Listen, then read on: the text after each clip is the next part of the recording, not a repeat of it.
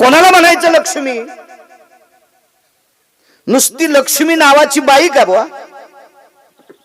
वय गुंगरड बुवा नाही. तुम्हाला आणि मला किती श्रीमंत करायचंय आणि मंदिरापुढे ताट घेऊन बसवायचे किंवा एखाद्या वारीमध्ये पुलावर थाटी घेऊन बसवायचे. ही जिच्या हातात आहे तिला जोशी काका लक्ष्मी म्हणतात.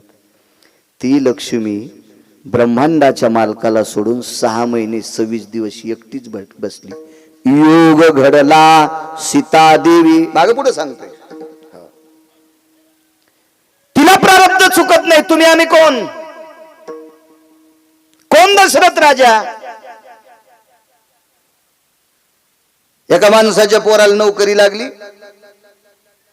83,000 पगार त्याला महिन्याला. 82,000ची महिन्याला पेत होत.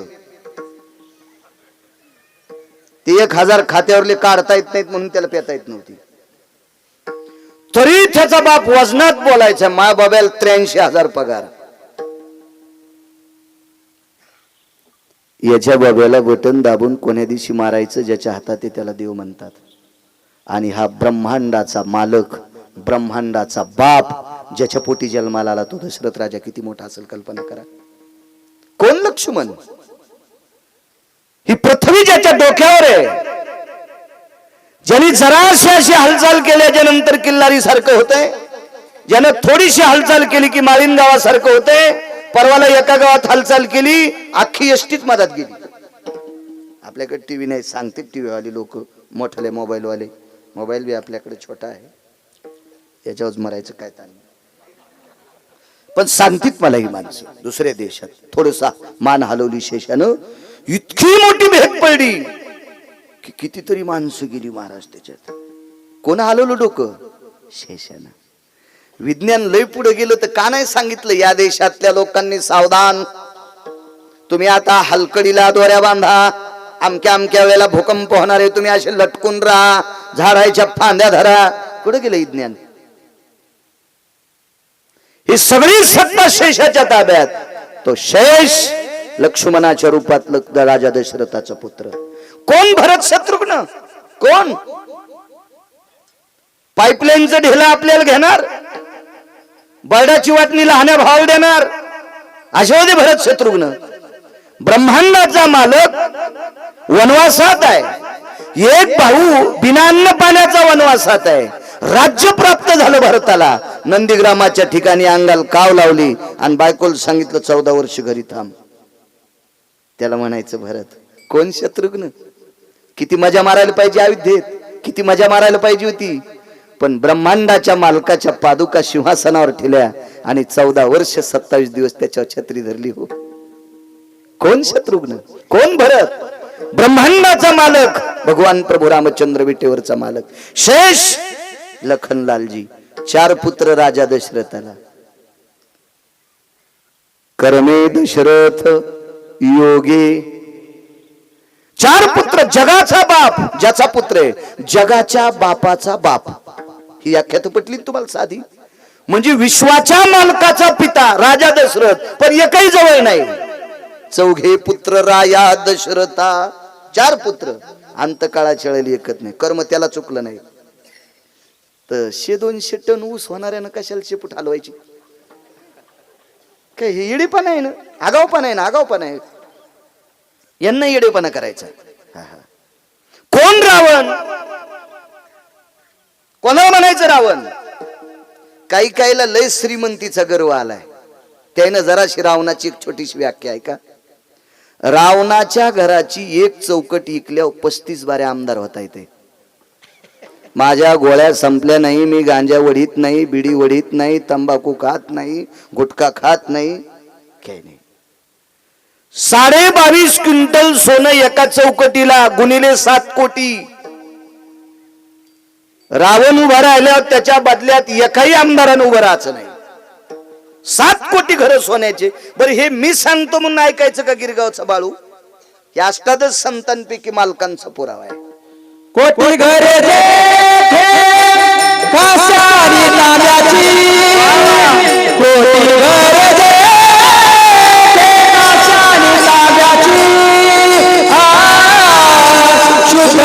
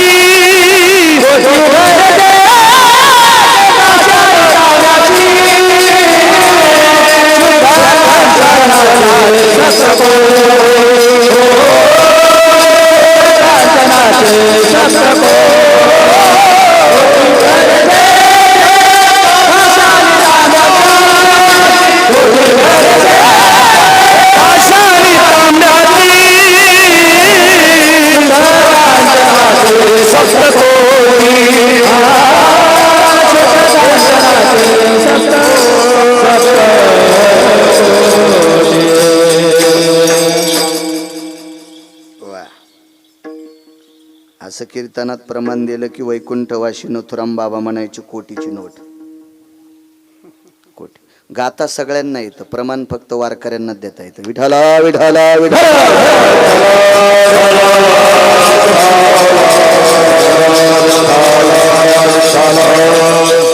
सात्विक सदाचारी वारकरी येतील, सगळी चांगली माणसं आहेत. 7 कोटी घर जाबुनंद नावाच्या सोन्याचं. मी फक्त चौकटीचं माप सांगितलंय तुम्हाला. एका आमदाराला मी प्रत्यक्ष विचारलं एका इलेक्शनला किती पैसे. कीर्तनामुळे भेटत येते ढवळ्या कपड्यावर लोक. आपल्याला काय गरज, मला काय उभं राहायचं नाही, मी सरपंच पण होणार नाही, कारण आपल्याला रंग पंढरपुरातल्या मालकाचा लागला, आता कशाला लागू द्यायचा खालचा. हो, इतके लागते. मी म्हणलो मग 22.5 क्विंटल सोन्याचे पैसे काय बोलायले म्हणजे व्हिडिओ इतकं काय या मग खापर पण तू पण आमदार होईल ना मग इतकं सोनं असल्यावर. तर रावणाकडं 7 कोटी चौकटी होत्या. त्या भिताड सोडून द्या, छत सोडून द्या अण्णा भाऊ, पायऱ्या सोडून द्या, एवढा श्रीमंत. माणसं किती घरी? 1 लाख पोरं, 1.25 लाख नातू, बायका 80,000. दुसरा एक महत्वाचा मुद्दा सांगतो तुम्हाला. बायका 80,000, 1 लाख पोरं, 1.25 लाख नातू. मग आता ज्याच्या बापानं 80,000 केल्या त्याच्या पोरायला 10 तर करता येत असत्यांना. उग उग उग उग उग पुसटचं गणित लावा. बापाला किती येता? 80,000. मग 1 लाख पोरं गुणिले 10, नातवायला 5-5च धरा. चला 80,000 सासरवाड्या. तर मग सासरे सांगता येतील रावणाचे 80,000, पण रावणाच्या सासा नाही सांगता येणार मला. त्यानं बी 10 इशीच केले असत्यांना. हे मी सांगत नाही, रामायण सांगते. कशाला पडन ते रावण? किती मोठा रावण? पाषाण परीस भूमी जाबुनंद. अख्खे दगड परीस होते, जाबुनंद सोन्याची भूमी होती. किती मोठा श्रीमंत रावण. पण कर्मे रावण क्षय पावला. नाही चुकीत आलं त्याला प्रारब्ध, नाही चुकीत आलं. फार इतक्या कल्पना लढवायचा रावण की त्यानं मनात आलेली कल्पना कॅन्सल करण्यासाठी पंढरपुरातल्या मालकाला घाम येत होता, घाम येत होता, घाम. त्यानं 3 कल्पना इतक्या विचित्र केल्या. समुद्र गोड करीन, स्वर्गाला पायऱ्या करीन आणि सोन्याला सुगंध आणील. ह्या तिन्ही त्याच्या इच्छा संकल्पना मोडण्यासाठी पंढरपुरातल्या मालकाला किती त्रास झालाय. 2 पुराणात पहा आणि 3 शास्त्रात पहा. घरी गेल्यावर पहा, इथं नसते घेऊ शकते. विठाला विठाला विठाला.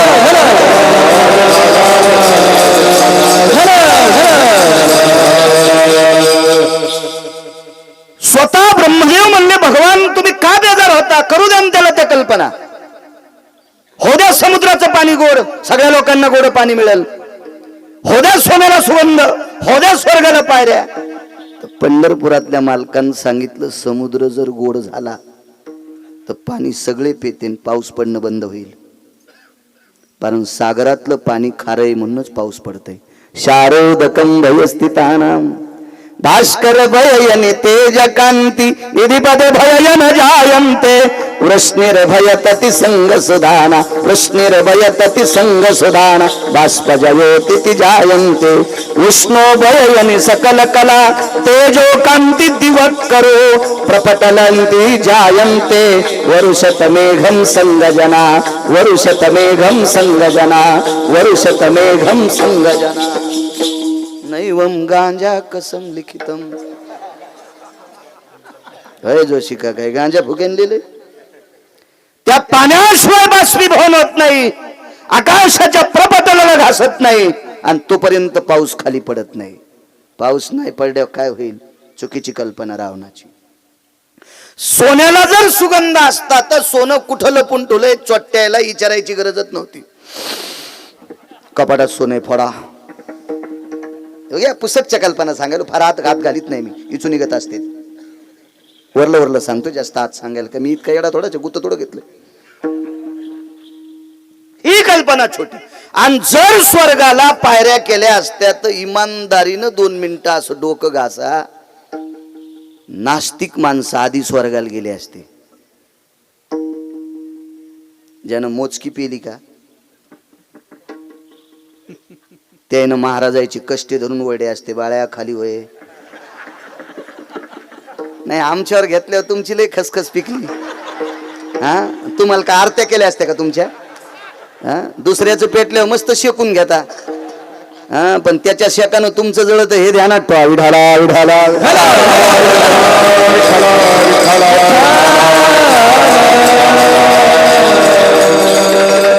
एवढा विचित्र, एवढा एवढा अधिकारी रावण, इतका मोठा रावण, त्याच्या एका पोट्यानं इंद्र 17 बाऱ्या बांधून आणला. तुम्ही एक एक पद असलेले मंत्री पाहिले असतील. होय रावणेकर?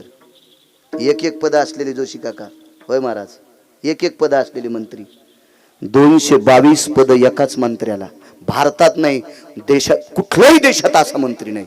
222 पद एकाच मंत्र्याला. तो अमरपुरीचा राजा 17 बाऱ्या ऐरावत हत्तीस बांधून आणला, म्हणून त्याच्या पोराचं नाव सत्रजित किंवा इंद्रजित पडलो. एवढा मोठा भयावर रावण, पण कर्मे रावण क्षय पावला. त्यालाही कर्म चुकत नाही. तुमची आमची काय कथा आहे राजू? याच्या पलीकडे सांगू? 8व्या अवतारात एका बाईल 6 पोरं झाली. अगोदर ती साही तिच्या भावान मारली. साहीची साही मारी दुराचारी. साही पोरं मानली. साही पोरं. 7वा योग माहीन. काल्याच कीर्तन नाही सांगलो, मला फक्त कर्माचा पुरावा द्यायचा आहे. योगमायेनं रोहिणी मातेच्या पोटात तिकडे नेऊन घातला आणि 8वा पंढरपुरातला जगाचा बाप जन्माला आला. 11 वर्ष 53 दिवस तिथं राहिला. वापस आल्यावर कंसाला मारलं. त्याचे आई वडील अंधारातून मुक्त केले. कंस नालायक होता. त्यानं स्वतःचे आई वडील अंधार कोठडीत टाकले होते आणि जगाच्या मालकाचे आई वडील बंदीशाळेत टाकले होते. हा मुद्दा लक्षात घ्यायचा. कंसाला 13 गोष्टीनं नालायक पदवी मिळाली. एक तर कंस द्वेषी होता. 2 लोकांना झोप येत नाही. ज्याचं दुखतंय त्याला एक, ज्याचं दुखतं का त्याला झोप येत नाही. मग डोळा दुखू, कान दुखू, पोट दुखू, पाय दुखू, हात दुखू, डोकं दुखू, काही दुखू, ज्याचं दुखतंय अण्णा त्याला झोप येत नाही एक, आणि ज्याला दुसऱ्याचं खपत नाही त्याला एक झोप येत नाही 2. कंसाचं काहीच दुखत नव्हतं. कंसाला फक्त दुसऱ्याचं खपत नव्हतं, म्हणून कंसाला परद्वेषी असं म्हणायचे. पण कंस हा तितक्यानं वाईट नव्हता. कंसानं स्वतःचे जन्मदाते माता पिता अंधार कोठडीत टाकले होते. पहिले त्यांना मुक्त केलंय. आमच्या भागवतकार ऐकून आधी हे ऐकत जा. बंदी शाळा फोडली तितकंच नाही, मागचं घुसलं पाहिजे ते ऐकायचं. कंसाला देवाला विचारलं, तुम्ही मामाला मारलं का? तुमच्या आई वडिलाला त्रास दिल्यामुळं? नाही म्हणले. आमच्या आई वडिलाला त्रास देण्याचं कारण काय नव्हतं, त्यांचं ते कर्मच होतं. त्याबद्दल धुमत नाही. मग तुमच्या आई वडिलांचं कर्म चुकलंय. देवानं सांगितलं माझंही कर्म चुकलंय, म्हणून मला मायबाप सोडावं लागते. मी याच्यामुळे नाही मारलं.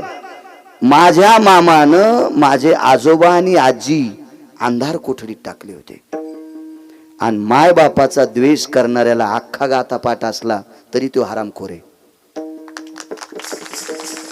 जो मायबापाला मानित नाही, हे मायबापाला शिव्या देतोय, आणि तरी पण तुम्ही त्याला पाकिट देऊन त्याचं कीर्तन ऐकत असताल तर तुमच्या घराला कुपाटी लागणार. विठाला विठाला विठाला.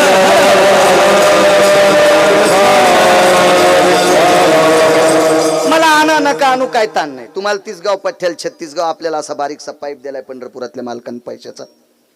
त्याच्यामुळे मी काय खोटं बोलणार नाही आणि भडव्याच्या अंडरवेली धुणार नाही. विठाला विठाला विठाला.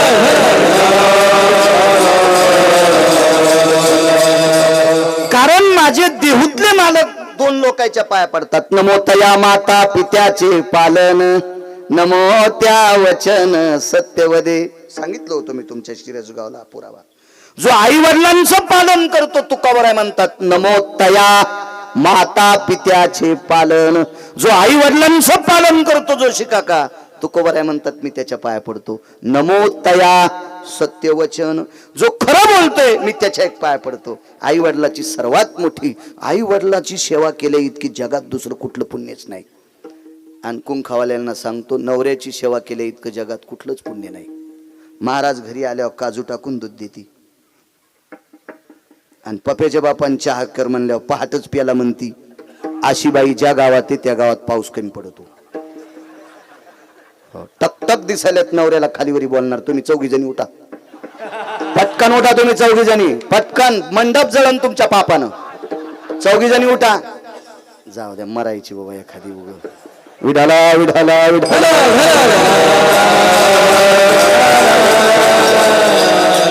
महाराज त्याला वाटलं मेलेल खरंच कळत का? काचाटल्या होत्या त्या. हा, त्या अशा थरथरल्या होत्या त्या. एवढ्यावरच माफ करतो. विठाला विठाला विठाला.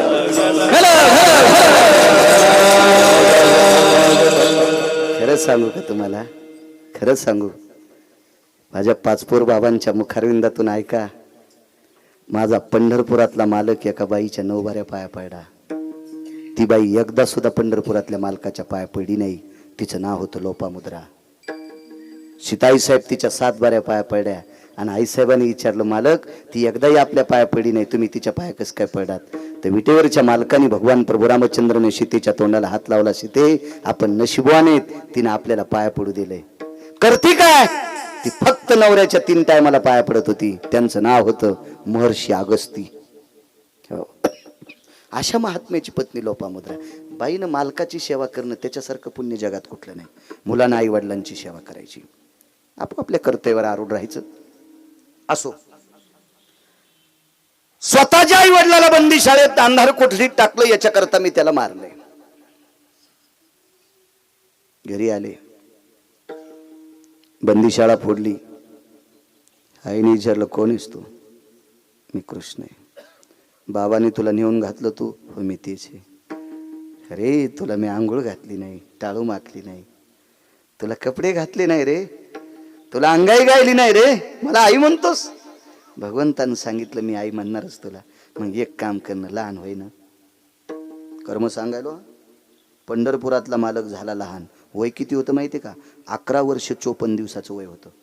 देवाचं वय होतं 11 वर्ष 54 दिवस. 53 दिवस तिथं राहिला आणि 54व्या दिवशी इथं आला. वाचून सांगतो मी, ऐकून सांगत नाही कोणाचं, अद्याप नाही, वाचून सांगणार.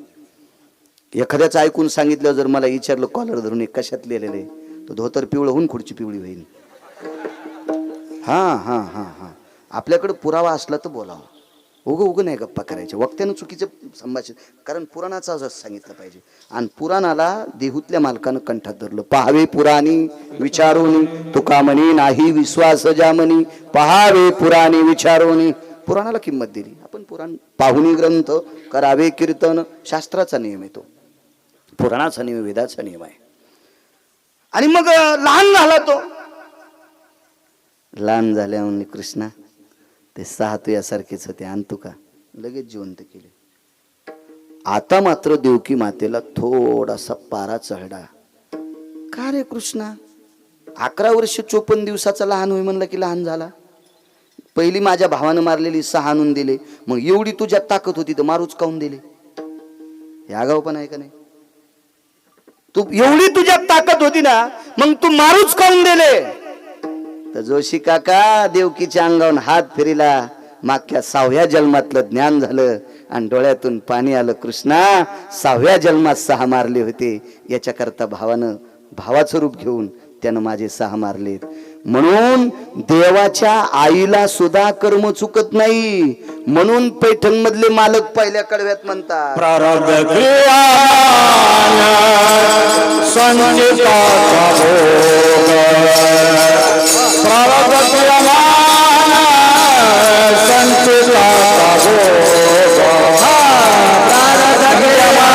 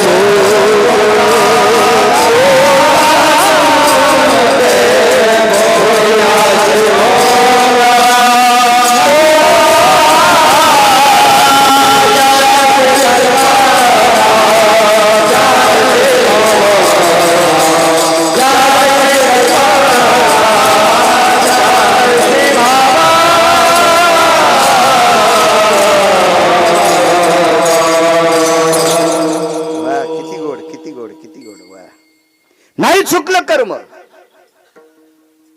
रामेश्वरला मारुती रायाला शेपटी नाही.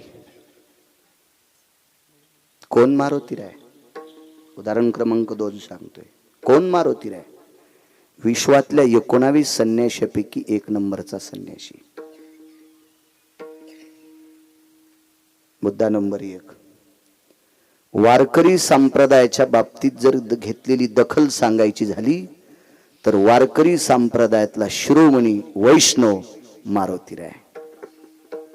येऊनी जन्मला मरकट, वैष्णवा माझी अति श्रेष्ठ, हनुमंत म्हणावया कनिष्ठ, ऐसा पापिष्ट कोण आहे? पैठणच्या मालकांचा पुरावा. माझ्या देहूतल्या मालकांनी दखल घेतली. काय भक्तीच्या त्या वाटा, मज दावा व्यासुभटा. म्हणजे भक्तीची वाट मारुतीरायाकडे जी होती ती अतिश्रेष्ठ, आणि ती तुकोबारायांना आवडीन. तुकोबाराय म्हणतात शरण शरण जी हनुमंता. जी शब्द वापरला, जी जी. इथे एखादी बाई आहे का नवऱ्यानं आवाज दिल्यावर जी म्हणती? तिची चप्पल मला द्या, मी तिच्या चप्पलाचं मंदिर बांधतो. नाही ना? नाही. कसा इचूट असतो का जिबीला? काय कीर्तन ऐकून फायदा आहे माझ्या माईंनो? मला सांगा ना तुम्ही, काय फायदा आहे? काय फायदा आहे? जी म्हणत जाऊ नका.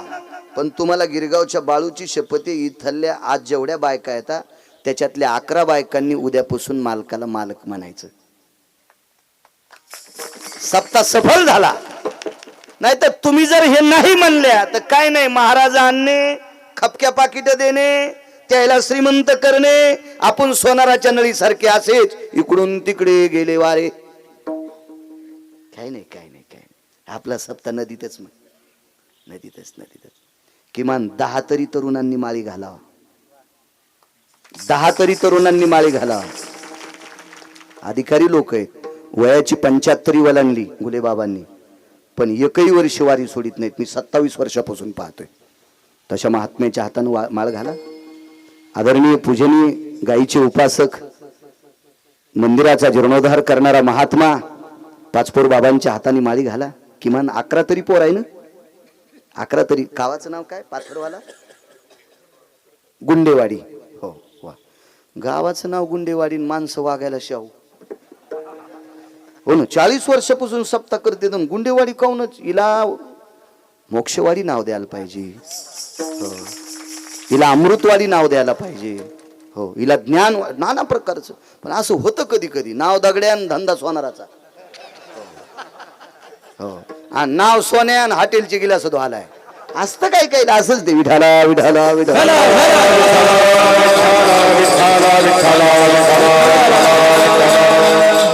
असू द्या, तुमच्या नावात जरी गुंड शब्द असेल तरी तुम्ही परमार्थातले गुंड आहेत इतकं लक्षात ठेवा. विठाला विठाला विठाला विठाला विठाला विठाला.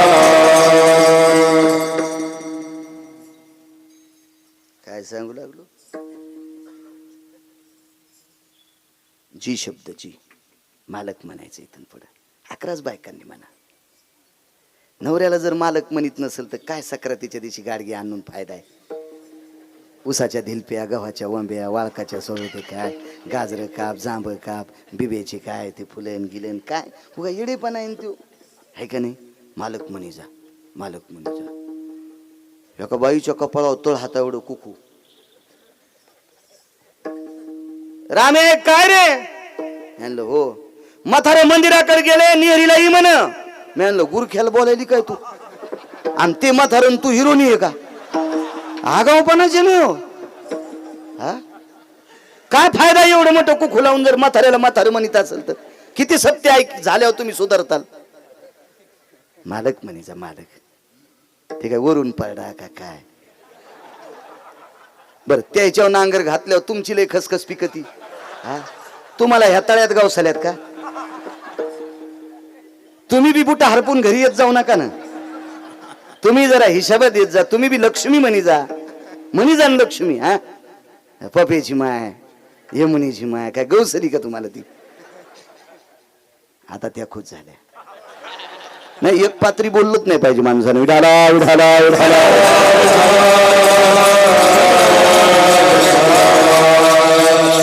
रामेश्वरला मारुती रायाची शेपटी तुटलेली आहे, बाकी कुठंच नाही, तिथंच आहे, तिथंच आहे.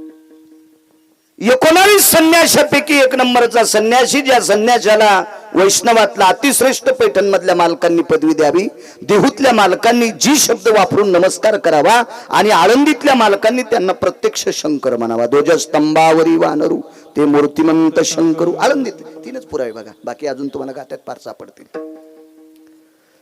तर त्या मारुती राहिला तिथं शेपटी नाही. एक जणानं सांगितलं, आता ऐका बरं का, आणि काय मारुतीरायाला लिंगान्या करता प्रभू रामचंद्राने पाठीलं बर का.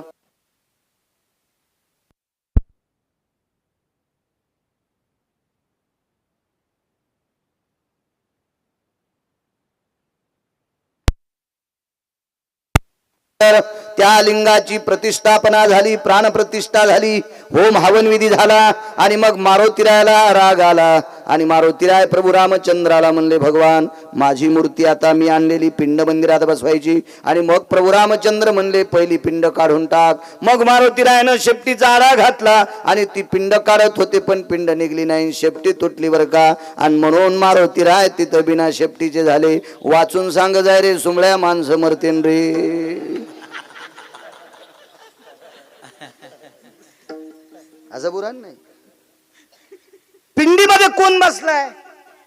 काशीतला मालक. आणि शेपटी कोणाला आहे? 11वे रुद्र. कोण आहेत ते? काशीतले मालक. मग मला सांगा, मी माझं धोतर मी कसा फाडीन? आणि मी जर माझं धोतर फाडीन तर मी येडा झालो का नाही? मारुतीराय तर बुद्धिमतान वरिष्ठम, बुद्धीत श्रेष्ठ आहेत ते, बलाचे देवता आहेत. मग शंकर शंकराची शक्ती कशी तोडतील? इतका तर पुरावा मान्य आहे ना. मग का तुटली? तर कर्म आहे. मागचा इतिहास आहे का? भगवान प्रभू रामचंद्राला एका राक्षसाने बांधून नेलं. त्याच्यासोबत युद्ध करावं लागलं. युद्ध इतकं तुंबळ झालं, भगवान प्रभू रामचंद्राने त्याला बाण मारला की त्याच्या अंगातून रक्त पडत होतं. आणि जेवढी रक्ताचे थेंब पडतील तितके पुन्हा रावण तयार होत होते. बरं, मारलं की रावण जास्त तयार व्हालेत, आणि नाही मारावं तर ती रामचंद्राला हाणायले. हे दोहेरी संकट झालं नाही. मारावं त्याला तर जास्त तयार व्हालेत, आणि नाही मारावं तर ते बाण घेऊन तयारच आहे. व्याकुळ झाले प्रभू रामचंद्र. आणि मग आठवण कोणाची केली माहिती? त्या संन्याशाची. त्या संन्याशाचं नाव होतं मारुतीराय. खिसात नव्हता हो, शर्टत नाही तर खिशाचा काय संबंध? मारुतीरायाच्या स्वप्नात सुद्धा आदला आला नाही.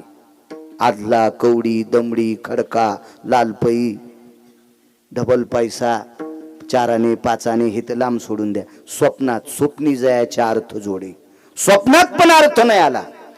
असा संन्यासी, ज्याचे इंद्रिय ज्याच्या आईनं बाबानं पाहिले नाही, नैष्टिक ब्रह्मचर्याचा कासोटा ज्याच्या कमरेला होता, जन्माच्या अगोदर आईच्या पोटातच इंद्रियाला कासोटा बांधून घेतला, असा विश्वातला 19 संन्याशीपैकी एक नंबरचा संन्याशी. मी सांगतो म्हणून ऐकायचं. पुराण बघायचं. मोठाले मोबाईल आहेत तुम्हाला कापके. आता ग्रंथशास्त्र पुराण विकत घ्यायचं काम नाही. ते काहीतरी असं बटन दाबतात ना, गुगल वगैरे, ते ऍप वगैरे घ्यायचं. असं असं सरकिलं की सगळं येतंय. हो, ते सरकीचा कधी कधी चांगलं पाहासाठी. हो, नाही तर एखाद्या वेळेस बोट असे वागतील, त्याच्यावर जेसीबी घातली तरी सरळ वाचे नाही. चांगलं पाहण्यासाठी ते भिताड, ते काचड हली जाणं. उगच जेवलास का, काल कुठे गेलता, मसनात. आणि कोणाला चॅटिंग करायला जे सकाळी पाणी येत नाही त्याला? 60-65 वर्षाचं आयुष्य आराम करायसाठी मातीत घालायचं?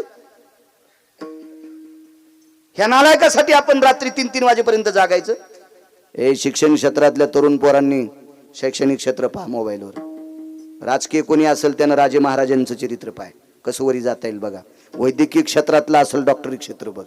आपल्या लोकांनी गाथा ज्ञानेश्वरी पुराण पाहायचं. शेतकरी राजा असेल त्यानं शेतीचे तत्व पाहायचे. आहे त्याच्यात विश्व भरले. पण आपण नेमकं हिचकितो. आपले दुकानं कुठे आहेत माहितीये का? ज्या गावात कोणाला दिसत नाही तिथं चष्म्याचं दुकान टाकलं. ज्या गावात एका माणसानं लग्न केलं नाही तिथं लुगड्याचं दुकान टाकलं. आणि ते कशा लुगडी विकत घेते, बायकात नाही द्यायला. आपला असं चुकीचा कारभार चाललाय. मग आपलं गणित बी चुकायलं, मग आपल्या हातात भोपळा पडायला. विठाला विठाला विठाला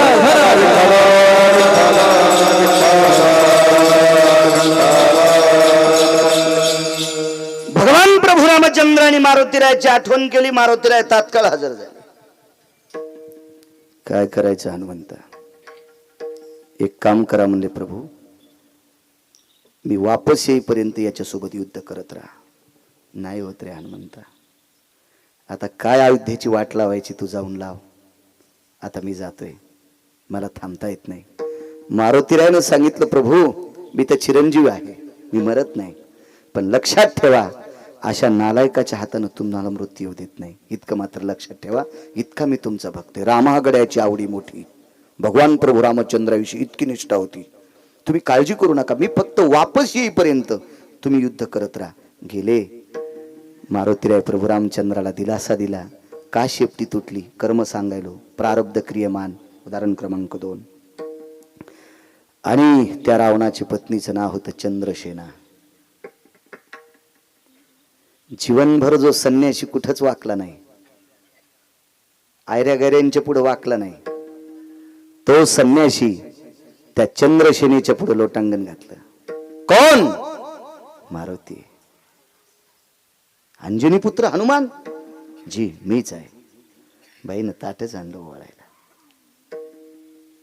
ती काय सामान्य स्त्री नव्हती चंद्रसेना. अक्षोण काढ मारुतीरायाचं. का सामान्य नव्हती सांगू तुम्हाला? तिचा मालक जरी नालायक असेल, पण नवरा मरत नव्हता याचं एकमेव कारण होतं तिची ताकद होती पतिव्रतेची. तिच्या पातिव्रतेच्या बळावर तिने अमृताचा कलश आणला होता.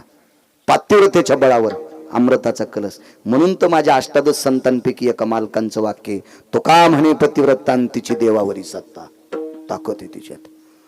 अमृताचा कलश आणला, एका गुहेमध्ये ठेवला आणि मालकाला सांगितलं, मालक चंद्र सूर्य येतोपर्यंत माझ्या कपाळावरचं कुंकू कोणी पुसायची ताकद नाही. आणि असं बायकोकून मिळाल्याच्या नंतर हे तरारलं. हे तरारलं ते येडेवानीच करू लागलं. ते येडेवानीच करू लागलं. कस काय? अमृताचा कलश आणलाय. जरी तुमचं डोकं कापून रक्त पडलं की त्या थेंबावर अमृताचा थेंब पडला की त्या थेंबापासून तुम्ही तयार होताल. हे तरारलं. माणसाला शिल्लक आलं की माणूस नीट चलत नाही. आमची इथं एक माणूस भजन करायचा, गावातलाच होता आमच्या, पण मधल्या काळात त्याचे डोळे गेले. दोन्ही गेले, एक नाही. मग तरी पण ते भजन करीत होते. आदर होता, चांगला भक्ती होता. पण माझा एक मित्र मुंबईला शिकायला, त्याला 72,000 पगार. ती कधी मध्ये दिवाळीला याच मला म्हणायचं, बाळू म्हणलं काय हे भजन करतेत का? हो. मग हे मंदिरात कसे जातात? म्हणलं चलत जातात. कच जाते मंदिरात? विमान थोडंच आहे. चलत जातात. कसे जातात? म्हणलं पायान जातात. नाही कुठून जातात? म्हणलं रस्त्याने जातात. कसे चलतात? म्हणलं कडीन चलतात. अंधारात? म्हणलं हातात काठी असते. ते लई विचारू लागलं. शिकलेली माणसं काय त्याला कुठं हात घालावं त्याचं एवढं काही इतकं कळत नसते. म्हणजे त्याचं एकमेव कारण असतं की त्यांना असं दाखवायचं असतं मी फारच अभ्यासू आहे. त्याच्यासारखे मी शिकावताल जुपिन ना. मी 7वी पाशी असू द्या ना. 7वी पाशी माझे 3,809 गाव आजच्यानं पूर्ण झालेत. या गावाला पहिल्यांदा आलो ना. 7वी पाशी फक्त. ते किती गाव पाहिलं असेल ते असं खालीवर गावाकडे आलं की मला good morning, good evening, good night असं इंग्रजीत बोलायचं. आणि मसुबाच्या डावाचं त्यानं मी पाणी वाण्यारावानी संगच पिलं. आम्ही एकाच रानातली ज्वारी गहू खाल्ले ना. पण मुंबईला गेलं की मला इंग्रजीत 2-4 शब्द बोलायचे. म्हणलं मी थोत्तर असा आणीन तू गावाकडे आल्यावर मराठीत बोलत आहे. हे जरा जरा शिकले जरा शहरवाले की गावाकडे आल्यावर त्याला वाटलं गावातले लोक असे गबाळे शेतकानी. मायबापाला पण गबाळे. मायबापाला मुंबईला शिकायला गेलेल्या नोकरी लागलेल्या पोरानं गबाळ्या समजिल्यामुळं बाप घरी आला. ढसा ढसा अर्धा लिटर रोगर पेलन मेलं. 29 एकर जमीन कमीलती त्या हलकटासाठी त्यानं. आणि ऑफिस मध्ये गेल्यावर रुमाल बांधून गेलतो आणि नोकराला सांगितलं आमच्या गावाकडचा मुनी मी तितकंच पोट्ट काऊन म्हणलं म्हणून अर्धा लिटर रोगर पिलं पोरा बापानं. अर्धा लिटर. धोत्रावाल्याला गबाळी समजिते ते जीनच्या पॅन्टीवाली. जराशा लाजा वाटावा. 72च्या दुष्काळात धोत्रावाल्यानं आपल्यासाठी मिलू खाल्ले, आंबाड्या खाल्ल्या, बरबड्या खाल्ले, भाजीची पिळे खाल्ले. 72च्या दुष्काळात. 72च्या दुष्काळात लुगड्यावाल्या आपल्या सासूनं एका लुगड्यावर संसार केला. टिकल्यावाल्याने जरसं भान ठेवा. तुमच्या सासू सासऱ्याने पिळे खाल्ले आंबाड्याचे. 72च्या दुष्काळात सासू सासऱ्याने जर जमिनी विकून गोव्याला गेले असते ना, त्या पुढच्या पिढीला नाशिकला इटा उचलायला जावं लागलं असतं. जोशी काका या धोत्रावाल्याची आणि लुगडेवाल्याची आपल्यावर कृपा आहे. म्हणून जिनच्या पॅन्टीवाल्यानं जरा भान ठेवा, यांना म्हातारपणी व्यवस्थित सांभाळा, तरी मरताना आपल्याला आशीर्वाद चांगला देतील. नाही तर आपले पोर आपले झोपीत अंगुठे घेतील, झोपीत अंगुठे घेतील. हो, कशासाठी कीर्तन ऐकायचे? यायला सांभाळायचे म्हणून कीर्तन ऐकायचे.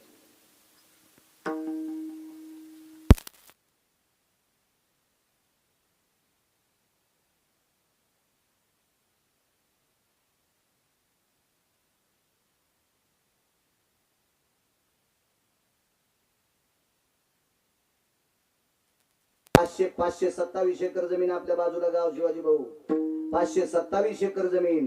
मरताना त्या माणसानं दैले फुकले. दैले म्हणजे ओढून टाकलेल्या बिडीच्या दोडकाला आमच्याकडे दैले म्हणते. शेवटच्या टप्प्यात त्याला बिडी भेटत नव्हती. बिडी जाळण्यासाठी ईदभर जागा नव्हती गरजे माऊली. 527 एकर जमीन प्युअर काळीची. मायबापांना आशीर्वाद ठेवला नाही.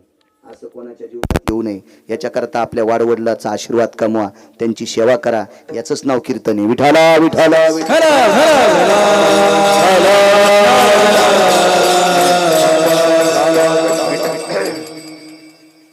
लोटांगण घातलं, बाईनं आक्षेपण काढलं. खरंच हनुमंत आहेस का? हो आई साहेब, मी हनुमंत आहे. मला राम दाखवशील? मारुतीरायाने 4 वेळेस छाती फाडली. 1 वेळेला सीतेचं समाधान करण्यासाठी फाडली, आणि 1 वेळेला चंद्रसेनेचं समाधान करण्यासाठी फाडली, आणि 2दा कधी फाडली ती पुढच्या कीर्तनात. सगळ्या गोळ्या एका चक्रात दिल्या नाही पाहिजे, दवाखाना ऐकावा लागत असतो.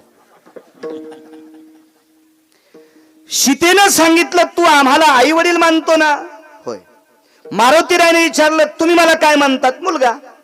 मग आम्ही तुला मुलगा मानतो, लक्षात घे, तुला दरबारात जागा द्यायली, पण तू आम्हाला आई वडील मानतोस, आमच्यासाठी तुझ्याकडे स्थान कुठे?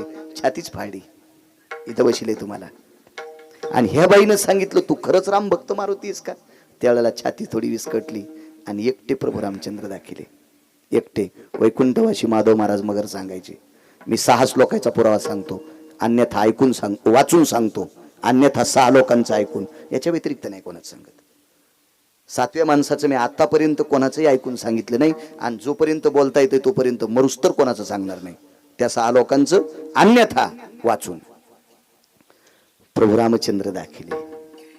जोशी काका अजून बाई प्रसन्न झाली, आणि बाईनं सांगितलं मारुतीराय मला याची भेट करून देशील का? प्रारब्ध सांगायला, मला याची भेट करून देशील का? म्हणले बाई भेट करून देतो, पण तुझ्या मालकानं त्याला वाचू दिलं तर? माझे मालक कसे मारतील? युद्ध दोघायच चालू आहे. तुझे मालक एका रक्ताच्या थेंबापासून पुन्हा पुन्हा तयार होते. भेट करून देशील का? मारुतीरायाने सांगितलं हो. आणि लक्षात कर हनुमंता, माझ्याकडे दिव्य असा 52 चंदनाचा पलंग आहे. तलकप, तलकप म्हणतात. तलकप म्हणजे पलंग, मंचक, तलपक. हो, हा शुद्ध शब्द तलकप. मग मंचक 2 नंबरचा, आणि त्याच्यानंतर पलंग, आणि त्याच्यानंतर येडगळ शब्द दिवाण.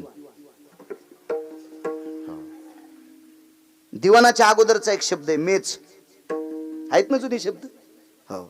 एकानं मराठीत MA केलं, आणि त्याला सांगितलं पलंगाचा शुद्ध शब्द काय? ते म्हणला कानू बापा, तुला MA पदी ज्यानं दिली का त्याला नदीत आणायला पाहिजे. पलंगाचा ओरिजिनल शुद्ध शब्द जर ट्रिपल मराठीत MA केले त्याला सांगता येत नाही, तर यानं घेतलेली MA पदी ही खोटीच आहे नाही, खोटीच आहे नाही, ती करी आहे का काय? ती तलकप, मंचक, मेज, पलंग आणि दिवाण. दिवाण कशाला म्हणतात माहितीये का? त्याला इतकंच प्लायवूड असते. एका घरी आम्हाला चहा घ्यायला बोलले. मी गेलो. 7-8 जण माणसं होते. माझं 79 किलो वजन आहे, आणि माझ्यासोबत सगळे 90 वालांडलेले होते. आम्ही सगळे बसले होती. बाई चहा घेऊन आली. ती चहा घेऊन आल्या म्हणली महाराज कुठे? ज्ञानलं बाई चहा खाली ठेवी, आणि बाहेरच्या 2-4 माणसाला बोलव, हे दिवाण मोरडाय ना, आम्ही मधात गुतलो, आम्हाला ओढून काढ, नाही तर मग ओढून चहा टाक. ते इतकंच प्लायवूड ते लग्नात आलेलं काय ते दिवाण, त्याच्यावर बसणारे दिवाणेच. ममं तल्कपे भय जायते पदाश्रितं भयो, अर्जितं सर्वानां रघुवंशाति जायते नाम, फलितं पुण्य कामानां धर्म संन्यास जायते. तो संन्यासी आहेस रे, हा शास्त्रातला श्लोक. तू संन्यासी आहेस, माझ्या तलकपावर तो मालक यावा, मी तुझ्या पायाची साक्ष घेते, मी त्याला मरू देत नाही तुझ्या मालकाला. तुला रामागड्याची आवडी मोठी, रामप्रभूशी तुझी श्रद्धा आहे, मी नाही मरू देत. पण माझ्या पलंगावर आईसाहेब भाग देऊन टाकलं वचन. आणि बाईनं सांगितलं, माझ्या मालकाच्या अंगातून पडलेल्या रक्ताच्या थेंबाचे पुन्हा मालक तयार होतात. हे बंद करण्यासाठी तू एकच काम कर, इथं गुहा आहे आणि त्या गुहेमध्ये अमृताचा कलश भुंगे जातात. गेले मारुतीराय. शेपटी का साधी होती होय? साधी शेपटी असेल का? कुठं भरणार नाशी आलीनार. काय काय लय शेपटी हलवायचं ना दे.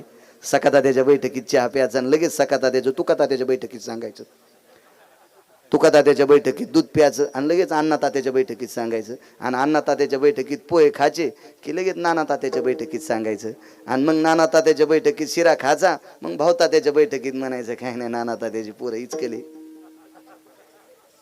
ही ही ही पळी म्हणायचं. अशा काही पळी आहेत बघा दांडे तुटलेल्या. हो हो, हे इलेक्शन पिरियड चालू असला की ह्या पळ्या सुरूच राहत्या. कधी खिरीत जाय, कधी कढीत जाय, कधी वरणात घोस, कधी पिठल्यात घोस, अशा लय पळ्या आहेत. मला इथं टकटक दिसायल्यात 9-10, पण नाव कशाला घेऊ. विधाला विधाला विधाला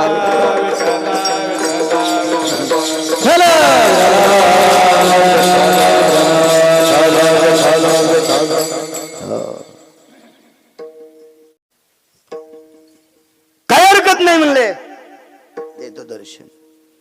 ते काऊन तरारलं होतं ते सांगता सांगता राहिलं. आमच्या इथलं आंधळ भाजनाला जात होतं ना, याच्यावर सांगू लागलं. ते तरारलं तिचं नवरा बायकोच्या बळावर. आणि मग ते आमचे ते मुंबईला शिकायला होतं, ते मला म्हणला हे 150 रुपये घे आणि तात्याला कंदील देऊन टाकतो. मी म्हणलं आंधळ्याला कोण दिल? ते म्हणलं तुला कळतच नाही बाळू काय? मी म्हणलं हो मला कळत नाही म्हणूनच महाराष्ट्र फिरायलो. आणि तुला कळतंय म्हणूनच तू ते जरसा फुकट्या खोटा रिवाल्वर कमराला अडकिला आणि एका येडगळ्याच्या गाडीच्या दरवाजा उघडायला 72,000. खोटा त्याच्यात गोळ्या फोळ्या काय नसतात, फक्त दाखवायचं असतं ते. आणि हाणता येत असते तो गोळ्या. PSIला हाणता येत नाहीत वरची परमिशन घेतल्याशिवाय. याला हाणता येत असते तो, याला कोणी हानी न दिला. विठाला विठाला विठाला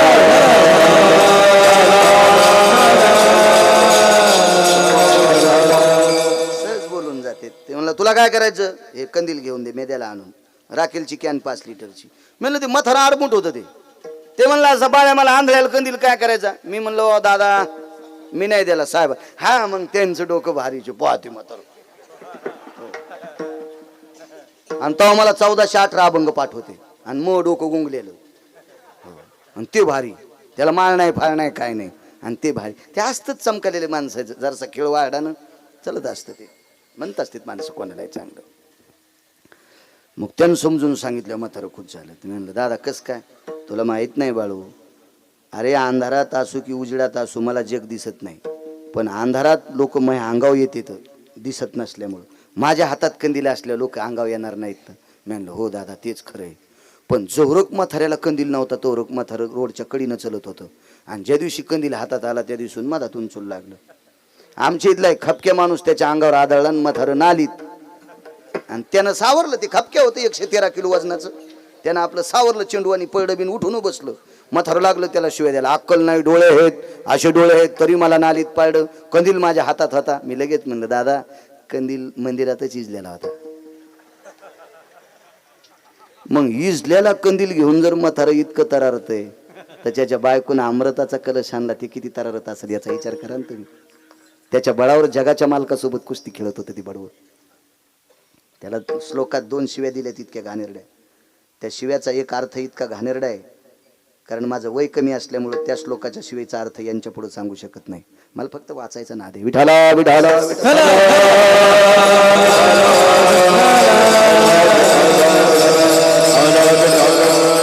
मारुतीरायनं सांगितलं आई साहेब काय? अरे संन्यासी आहेस तू? हो म्हणले काय हरकत नाही. गेले त्या शेपटीनं भोंगे हाणले. मेन जे बॉस होते का ते अमृताचा कलश सांभाळायला मेन बॉस शिष्यच हाणले. शिष्य सगळे हाणले. ते मेन बॉस होते. हात जोडले. काऊन मारता? काऊन मारता? नालायकाला मदत करायली ना. मगाशी तुम्हाला एक वाक्य ऐकलं का तुम्ही? जो आई वडिलांची सेवा करत नाही त्याचं भजन ऐकायचं नाही. जो आई वडिलाची आता वाढले असतील तो भाग सोडून द्या, पण जिवंत असताना आई वडिलांची, आता माझे वडील 90ला गेले, माझी आई आहे, मी जर आईला मानित नसेल किंवा आईला सांभाळीत नसेल आणि तुम्हाला माहीत झालंय तरी तुम्ही माझे कीर्तन ऐकून मला पाकिट देत असताल तर तुमच्या इतका मूर्ख जगात कोणी नाही. कारण सांगू, केले पाप जेने दिले अनुमोदन दोघाशी पतन. कारण तुम्हाला त्याच्यातलं अर्ध पाप लागणार, मी केलेल्या चुकीचं पाप अर्ध लागते अर्ध. म्हणून मग अशी एक शब्द बोललो होतो तुम्हाला. आता मारुतीराय त्या भुंग्यांना काय म्हणले, अरे नालायकांनो, दुष्ट राजाला जिवंत करता ना तुम्ही, प्रांताला विदुषी, या प्रांतासाठी घातक येतो तो रावण, आणि त्याच्यासाठी तुम्ही अनुमोदन देता, याच्याकरता तुम्ही नालायक सगळे मारले. माफी मागितली, आमचा वंश शिल्लक ठेव. भुंग्याच्या जाती फक्त 14. भुंग्याच्या पुराणात, शास्त्रात, वेदात फक्त 14 जाती. कुत्र्याच्या खऱ्या जाती 6. आता उपजाती वेगवेगळ्या आहेत. आता त्या तयार केलेल्या जाती त्या वेगळ्या, पण मुख्य जाती आपल्याकडे सतत कुत्रे फिरतील, त्याला ग्रामसुकर म्हणतात. ग्रामसुकर. आणि पोलीस डिपार्टमेंट मध्ये त्या काळात वापरल्या जाणारी जात सारमे नावाची जात म्हणतात त्याला. फार फार मोठी. अशा 6 जाती कुत्र्यांच्या. बाकी मग ते संक्रमण वेगवेगळं झालं, तो भाग सोडून द्या. पण भुंग्यांच्या जाती 14. कमळावरचा मकरंद खाणारी भुंगे ठराविक, ते कुठलंही काही खात नाहीत. म्हणून एका शपक त्याच्यासाठी श्लोक आला. एक कालिदासांचे काही एक श्लोक होते. आम्हाला एक त्या भुंग्याची एक कविता होती. कोणी एक विचित्र पुतळा जेवावयासी बैसला, जेविता जेविता पात्रेचिनी भक्षिला. म्हणजे 14 भुंग्यापैकी मकरंद सेवन करणारा भुंगा कमळावर बसला, सूर्योदय झाला की कमळ उमलतय आणि सूर्यास्त झाला की कमळ मिटतय. असं 13 कमळापैकी एकच कमळ आहे, ते फक्त रात्री उमलतय, त्याचं नाव आहे ब्रह्मकमळ. 12 कमळ सतत वरी तोंड करून उमलतात आणि ब्रह्मकमळ हे रात्री उमलते आणि खाली तोंड करून उमलते. हे पण लक्षात ठेवा, त्याला फक्त ब्रह्मकमळ म्हणतात. बाकी सगळी कमळ वरी तोंड करून उगम पावतात आणि ती फक्त सूर्याचा प्रकाश पाहिल्यावर उमलतात आणि सूर्य मावळला की ते मिटून जातात. लाकूड कोरणारा भुंगा त्या कमळाचे पाते कोरून बाहेर येत नाही, तो मरून जातो. पात्रेचिनी भक्षिला. 14 पैकी तो एक भुंगा. बाकीचे भुंगे तुम्हाला 1-2 जाती बरेच माहितीत. गोळे करणार भुंगे, त्या नादच असतो गोळे करायचा. जाऊ द्या, त्याच्यावरून काय. पण ही भुंगी ज्यांना अमृताची चोच आहे, त्यांची चोच अमृतात बुडती, ती 14 पैकी त्यांचं पुराणात वर्णन आलं त्या भुंग्यांचं, की ज्यांना मारुतीरायचं दर्शन होते. ती भुंगे किती अधिकारी असतील कल्पना करा. हे आपल्या कवाडातले असतील का, कवाड भदभद करणारे, वरून किती नख पालिश करू द्या त्या कवाडाला, आणि अजून 7-8 वर्षाला अशी बुकी आणली की सगळ्या फाळ्या एकड, सगळे एकड, सारं फुफुटत निघतं त्या भुंग्यातून. काष्टम कोरित भुंगा भुस्कटम पडतम बोई, असा श्रेष्ठ कवी तर लंगड्या सखुबाईचा जावाई. हे अशी ही संस्कृत बी सांगणार येत नाही काय अशी. पण अशी माफी मागितली, एकच पर्याय. तुम्हाला जर वाचायचं असेल तर चंद्रसेनेच्या पलंगाला आतून टोकरा. त्यांनी सांगितले, दादा मारुतीराय जीवनभर अमृत खाल्ले रे, आता लाकडं कशाला कोरायला लावता, त्याच्याशिवाय माझं भागत नाही. म्हणजे बाईला सांगितलं, प्रभू रामचंद्र आसनो तल्पको जायते जगदानंद कंदपतहे तमाम चर्या भय जायते पातिव्रतांती धर्मानाहम. विश्वाचा मालक आहे, जगदानंद कंद जगतपती आहे. तुझ्या आशयावर तलकपावर मी त्याला आणेन. पण एक लक्षात ठेव, अरिष्ट भयतति जाय सुधा परिभासायति जायन्ते अरिष्ट सहनं जायन्ते ना शनयं जायं विभिष्यता शनमं जायं विभिष्यता शनयं जायं विभिष्यता. मारुतीरायनं सांगितलं आहे साहेब, या तलकपावर आणतो, पण पातिया पाती यति जायन्ते चक्षुर भययनि जायन्ते शनयन पातिं भय जायन्ते चक्षुर पातिर भय जायन्ते चक्षुर पातिर भय जायन्ते. वरचं पापनं खालच्या पापनाला लागतंय. या वेळेला क्षण किंवा निमिष म्हणतात. जर अरिष्ट आलं, विघ्न आलं, काही अडथळा आला तर डोळ्याचं पापन लवेपर्यंत सुद्धा माझा मालक या पलंगावर थांबणार नाही. बाईनं सांगितलं, रे पतिव्रत आहे, अमृताचा कलश गरुडाला प्राप्त झाला नाही स्वीकारता आला, अमृताचा कलश बळीला प्राप्त झाला नाही स्वीकारता आला, अमृताचा कलश कदरूला प्राप्त झाला गरुडाकून नाही स्वीकारता आला.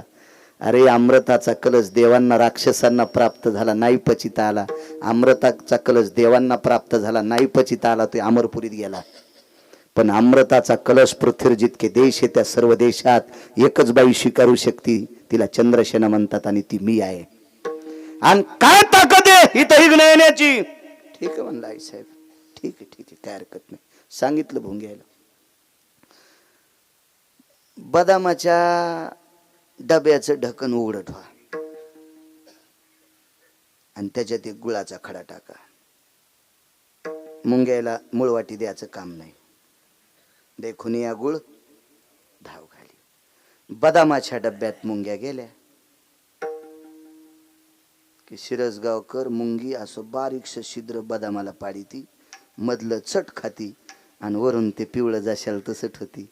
द्वारकाबाईला वाटलं बदाम सगळेच आहेत, हातात घेतल्यावर टरकल. इतक्या मुंग्या हुशार, इतक्या मुंग्या मुंगळ्यापेक्षा हुशारच असतात बरं.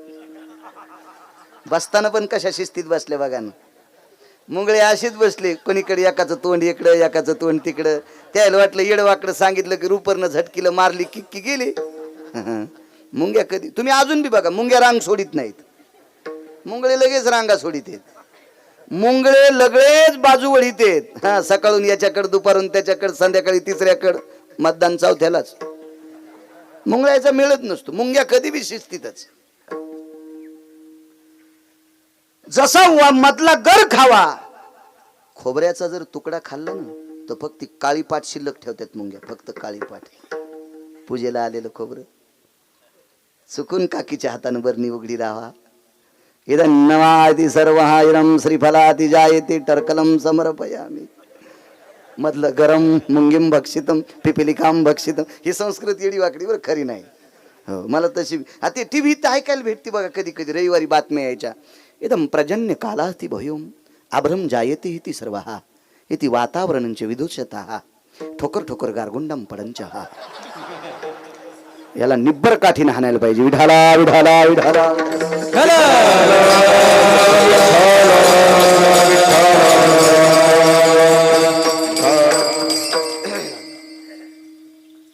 बघा मुंगीची काय काय काय तिची ती खाण्याची पद्धत बघा. नुसतं टरकल ठेवणार ती मुंगी.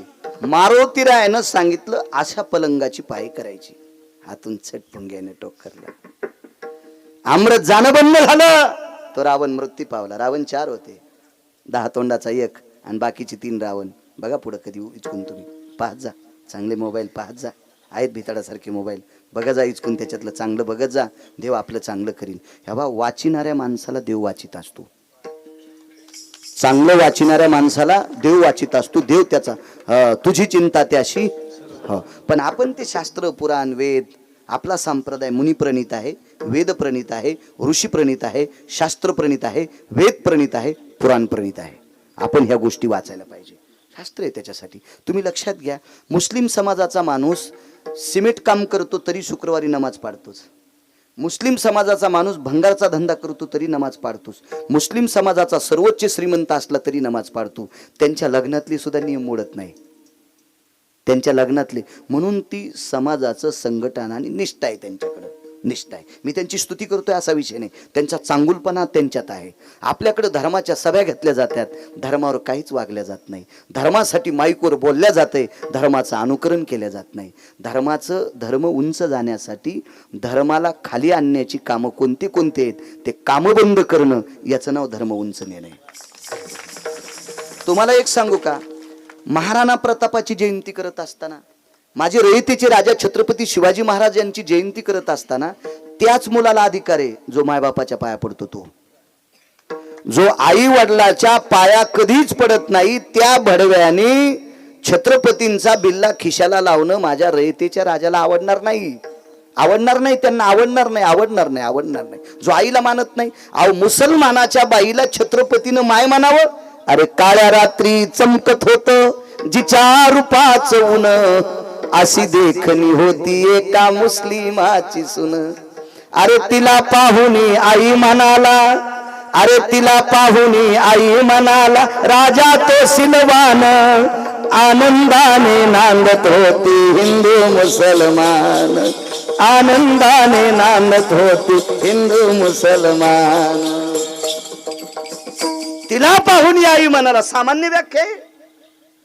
काळ्या रात्री तिचा अंगाचा प्रकाश पडत होता. काळ्या रात्री चमकत होत जिच्या रूपाचं ऊन, अशी देखणी होती एका मुस्लिमाची सुन. याच्यातला मतितार्थ पहा. तिला पाहुनी आई म्हणाला. अरे परस्त्रीला, विरोधकाच्या स्त्रीला आई म्हणण्याची भूमिका ज्याच्या अंतकरणात आहे, त्याची जयंती करणाऱ्यांनी निदान 9 महिने पोटात जिनं सांभाळलंय, जिनं नाना प्रकारचा त्रास सहन करून याला जन्म दिलाय, त्याला तरी आई म्हणाव. नसता झेंडा घेऊन नाच तू, ते झेंडा उलटा करून याला हाणायला पाहिजे. विठाला विठाला विठाला. धर्म उंच जाण्यासाठी धर्मातल्या त्रुटी करणे, पाखंड खंडन, हेची आम्हा करणे काम, बीज वाढवावे नाम, हे करावं लागेल ना आपल्याला. तर आपला धर्म नुसत्या सभा घेतल्यानं आणि माईकवर बोंबलल्यानं धर्म उंच जात नाही, तर धर्मातल्या ज्या त्रुटी येतात ह्या त्रुटी दुरुस्त करणं अत्यंत गरजेचं. त्यानं धर्म उंच जात असतो. शास्त्रे एक लक्षात घेऊ का तुम्हाला, धर्माच्या गप्पा कोणी हाणायच्या? जो मायबापाची सेवा करतो. एक सिद्धांत जुन्या माणसाचा आहे, जो मायबापाचा होऊ शकत नाही तो जगात कोणाचाच होऊ शकत नाही. जो आई वडिलाचा होऊ शकत नाही तो जगात कोणाचाच होऊ शकत नाही. जो स्वतःच्या मायबापाला मानित नाही हरामखोर, तो धर्म काय पाळणारे नालायक. विठाला विठाला विठाला.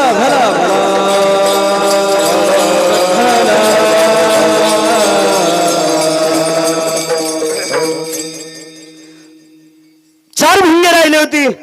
आमचा वंश शिल्लक ठेवा, याच्याकरता भुंगे शिल्लक ठेवले. आणि ते भुंगे इकडं लाकूड कोरायला आले. अमृतनेनं जोशी काका बंद झालं. रावण मृत्यू पावला. मारुतीराय जवळ गेले. प्रभूने आनंदाचा सुस्कार सोडला. वाचलो रे मारुती, वाचलो. चाल घरी आता स्नान करायचं. मारुतीरायने सांगितलं तुम्ही वाचले पण मला वाचवा. प्रारब्ध क्रियमान सांगायला, प्रारब्ध प्रारब्ध मला वाचवा. प्रभू रामचंद्र म्हणले तू चिरंजीव, तुला कोण मारीन? काय कोणाची मायविली तुला मारायला? म्हणलं मारीत कोण नाही पण डाग लागन ना. आणि डाग कोणत्याच केमिकलनं धुतल्या जात नाही. तो डाग लागता कामा नये. कसला डाग? अरे सर जिंकलो मी आता. मारुतीराय म्हणले तुम्ही जिंकले नाही, बाईनं तुम्हाला जिंकू दिलंय. कोण बाई? ज्याला मारलंय त्याची बायको. अरे दर्शन घेऊ तिचं. दर्शन घ्या, लोटांगण घाला, काय करायचं तर करा, पण तिच्या पलंगावर बसावं लागतं. अरे प्रापंचिक स्त्री, तिच्या पलंगावर मी बसायचं? मी मर्यादा पुरुषोत्तम आहे, मी सूर्यवंशातला राजा आहे. सर्व बुजुर्ग अंगावर थुंकतील माझ्या, पूर्वज नरकाला जातील. आहा कटा त्याचे करीती पितर, वंशी दुराचारी पुत्र झाला. अरे माझे पितर मला शाप देतील. मारुतीरायने सांगितलं रामचंद्र भगवान गुरुवर्य प्राणनाथा एक विनंती करा, मी तुमच्यावरती वेळ येऊ देणार नाही, पण तुम्ही त्या पलंगावर. हनुमंता अरे पतिव्रतेच्या पलंगावर मला जाण्यासाठी सांगतो, त्याच्यापेक्षा तिच्या नवऱ्याच्या हातानं मला मरण आलेलं परवड होतं. तिच्या नवऱ्याच्या हातानं मला मरण आलेलं परवड होतं. हे रामायणातून घ्यायचंय. हा आदर्श रामायणातून घ्यायचा आहे. हा आदर्श रामायणातून घ्यायचा आहे. मेलो तरी हरकत नाही, पण एका पवित्र स्त्रीच्या पलंगावर मला धाडतोस. आणि हनुमंता तुला तरी ही बुद्धी कशाला सुचली? तू तर संन्यासी आहे ना, मागणं पुढं फुफुट आवड. तुला काय करायचं होतं कुठं नेऊ? तुला काय करावं? मी मरू दे, काय हरकत नाही, पण तू हे अंगाव कशाला घेतलं? ऐकन मालक, माझ्या डोळ्याच्या देखता एका नालायकाच्या हाताने तुम्हाला मृत्यू यावा. चंद्र सूर्य तोपर्यंत मला बुद्धीची देवता, बलाची देवता, वरिष्ठ सगळ्या लोकांनी मला मान्यता दिली. ह्या पदव्या माझ्या सगळ्या नदीत जात्या. अरे तू तुझं मोठेपण करण्यासाठी मला मातीत घालतो? ऐकायला तयार नाही तर रामचंद्र मला तिच्या पलंगावर पाठवतो. मारुतीरायाने सांगितलं प्रभू एक लक्षात ठेवा, तुमच्या अंगाला कुठल्याही प्रकारचा डाग लागणार नाही याची मी दखल घेतलेली आहे. पण एकच काम करा, मी त्या माऊलीला सांगितलेले माझे मालक तुझ्या पलंगावर येतील, विराम होतील, विश्रांती घेतील. तू त्यांचा आक्षेपण काढ, तुला काय बोलायचं असेल ते बोल, पण माझ्या मालकाला इथे चक्षुया पातील वे भासाम तताम जायते अनिष्टा यत कारोते अनिष्टा ती तत्राती जायते भंगा. फार मोठ्या माणसाचं वाक्य, जावालींचं वाक्य, जोशी काका जाबाली म्हणतात. लोमश त्याच्या पलीकडचं म्हणतात. प्रातार भय जायते ती क्रिया, भास्करो तेजो भय कांती, येत किरणोत्सर्गो ती जायते, ये सर्गो नैवत्याधिष्ठितः. सूर्याच्या किरणाला खालीवरी व्हायला एक विलंब थोडा सुद्धा लागत नाही. एखाद्या वेळेस तो टळल, पण तिथं जर विलंब आला, तिथं जर संकट आलं तर भगवान थांबणार नाहीत. हा जाबालीचा, लोमशांचा पुरावा. त्याच्या पलीकडचा बकदालभ्याचा फार याच्याही पलीकडचा पुरावा आहे. इथे रोमांतंतु ज्या येते. चतुर्दश गुणत्र ह्या केसाचे उभ्या 14 भाग करायचे, केसाचे उभे 14 भाग करायचे. आडवे किती करता येतील, पण उभे 14 करायचे. केस किती बारीकसा असतो डोक्याचा, केसाचे उभे 14 भाग करा. रोमाम चतुर्दश ज्या येते, एकम भागा येते ज्या येते अनिष्टा तत्राम नैवम तल्लोकपागा. बकदालभ्यांचा पुरावा. आता त्याच्या पुढचा सांगू काय, बस झाले निवडे 3. हे ध्यानात ठेवा. विठाला विठाला विठाला.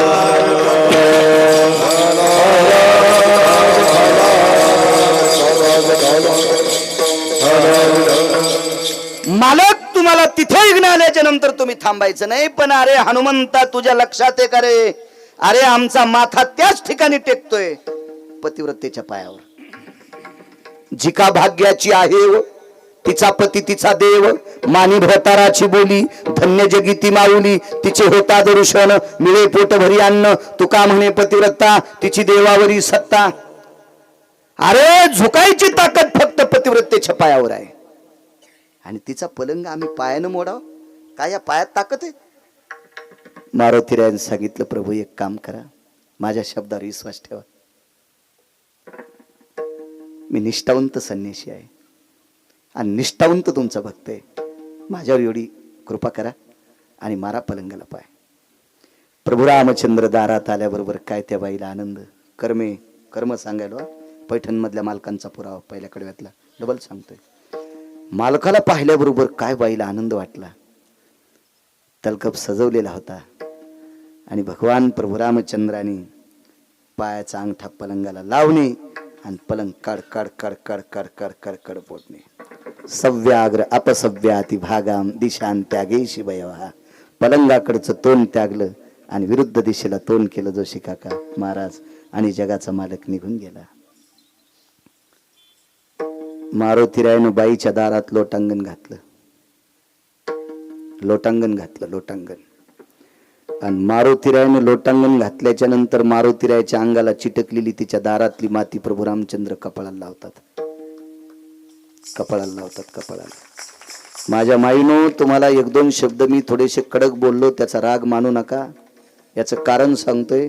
रावण किती नालायक होता, 14 गोष्टीनं, 28 गोष्टीनं आणि 32 गोष्टीनं. रावणाचा नालायकपणा माझा इथपर्यंत माहित आहे.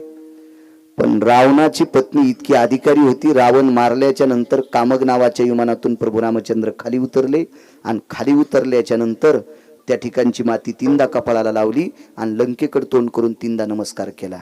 तर वरी बसलेल्या 6 लोकांनी प्रश्न केला. त्याच्यातली एक सीता होती. सीतेनं प्रश्न केला, ज्या जाग्यावर 6 महिने 26 दिवस मला त्रास झाला त्या ठिकाणची अपवित्र माती तुम्ही कपाळाला का लावली? एक. दुसरा मुद्दा, लंकेकडे तोंड करून नमस्कार का केला? तर विटेवरच्या मालकाने सीतेला सांगितलं, सीते, नवरा मृत्यू पावल्याच्या नंतर आपल्या अगोदर नवऱ्याचं शरीर जळू नये अशी दखल घेणारी फक्त मंदोदरी होती. 22 वर्ष काही महिन्याच्या नंतर 22 वर्ष काही महिन्याचा मुलगा झाल्यावर त्या मुलाच्या वाचवण्याचं पत्र विटेवरच्या मालकाला लिहावं म्हणून डाव्या वक्षस्थळातून दूध आलं. तिला सुभद्रा म्हणतात. अभिमन्यूचं पत्र लिहायचं होतं त्याला वाचवा म्हणून. पण आयुष्यभर ज्याच्या खांद्याला खांदा लावून संसार केला, अग्नीची प्रार्थना केली, मला अगोदर जाळ माझ्या मालकाला नंतर जाळ. अग्नीनं सांगितलं, मेलेल्या माणसाच्या कपड्याला विस्तू लागला की शरीर जळत असते आणि पतिव्रतेचं शरीर जळतंय, कपडे जळत नाही. सतीनं देखे आग्न, हा नियम आहे शास्त्राचा. मी तुझ्या मालकाला अगोदर जाळीन. तर मंदोदरीनं सांगितलं, अग्निराजा तू तुझ्या सत्तेवर आरूढ राह, मी माझ्या सत्तेवर आरूढ राहते. जोशी काका, रावणाच्या अंगाला लागलेला अग्नी, भराग्नी नावाचा अग्नी, मंदोदरीनं वक्षस्थळातल्या दुधाच्या धाराने विजिला. जगात 1 नंबरची बाई. नवऱ्याच्या प्रेताला लागलेला अग्नी जिने वक्षस्थळातल्या दुधाने विजवा, ती सामान्य पतिव्रता आहे. आणि त्या पतिव्रतेचा स्पर्श या मातीला झालाय म्हणून या ठिकाणची माती विटेवरचा मालक 7व्या अवतारात कपाळाला लावतोय. त्या पतिव्रतेचा वास त्या लंकेत होता, म्हणून त्या भूमीला 3दा नमस्कार केला. मारुतीराय ज्या जागे लोळले त्या जागेवरची माती प्रभू रामचंद्राने कपाळाला का लावली?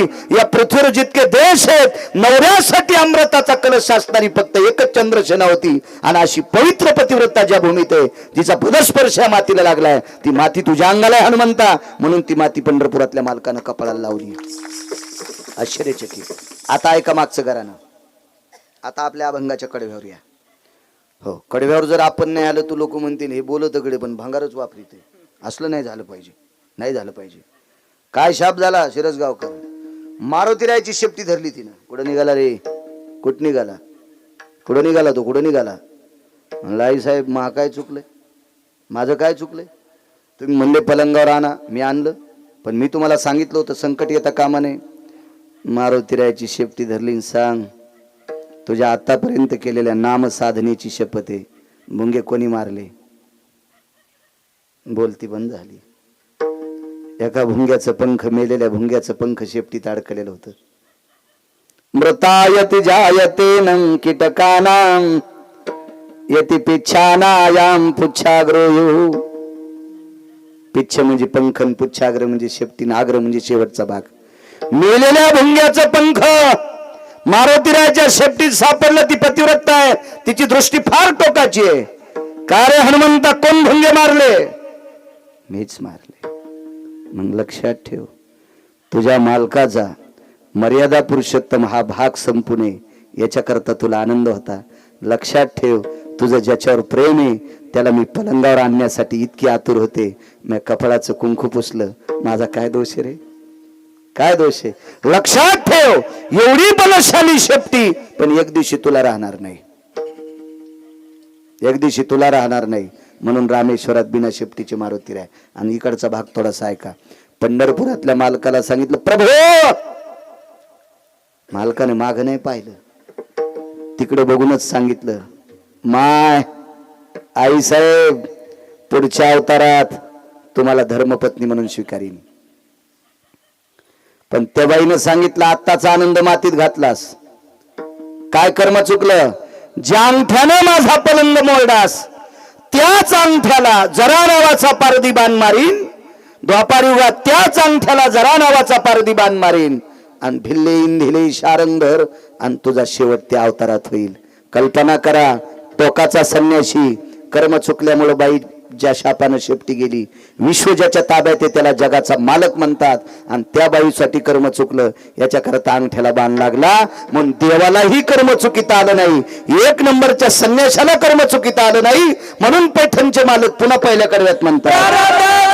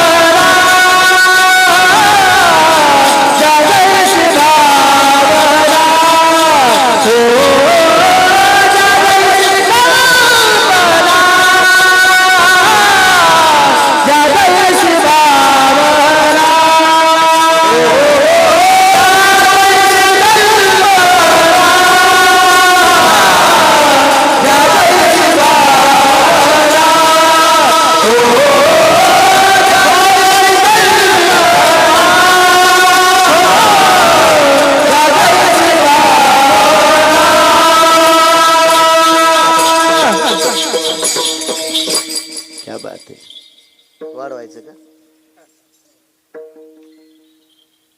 मागच्या कोणाला शुगर काय असली लघुशंकर काय नाही. गरजे माऊली आपण लोकांच्या गावातला सरपंच नाही झालं पाहिजे. जोशी काका वाढवा म्हणाले पावर ऐकायला. गीतेचं अध्ययन करतात ते. चला 10 मिनिटं सरकतो पुढे. जोशी काका 5 पतिव्रतेच्या यादीत गांधारीचा नंबर आहे. हो अण्णा गांधारीचा नंबर आहे.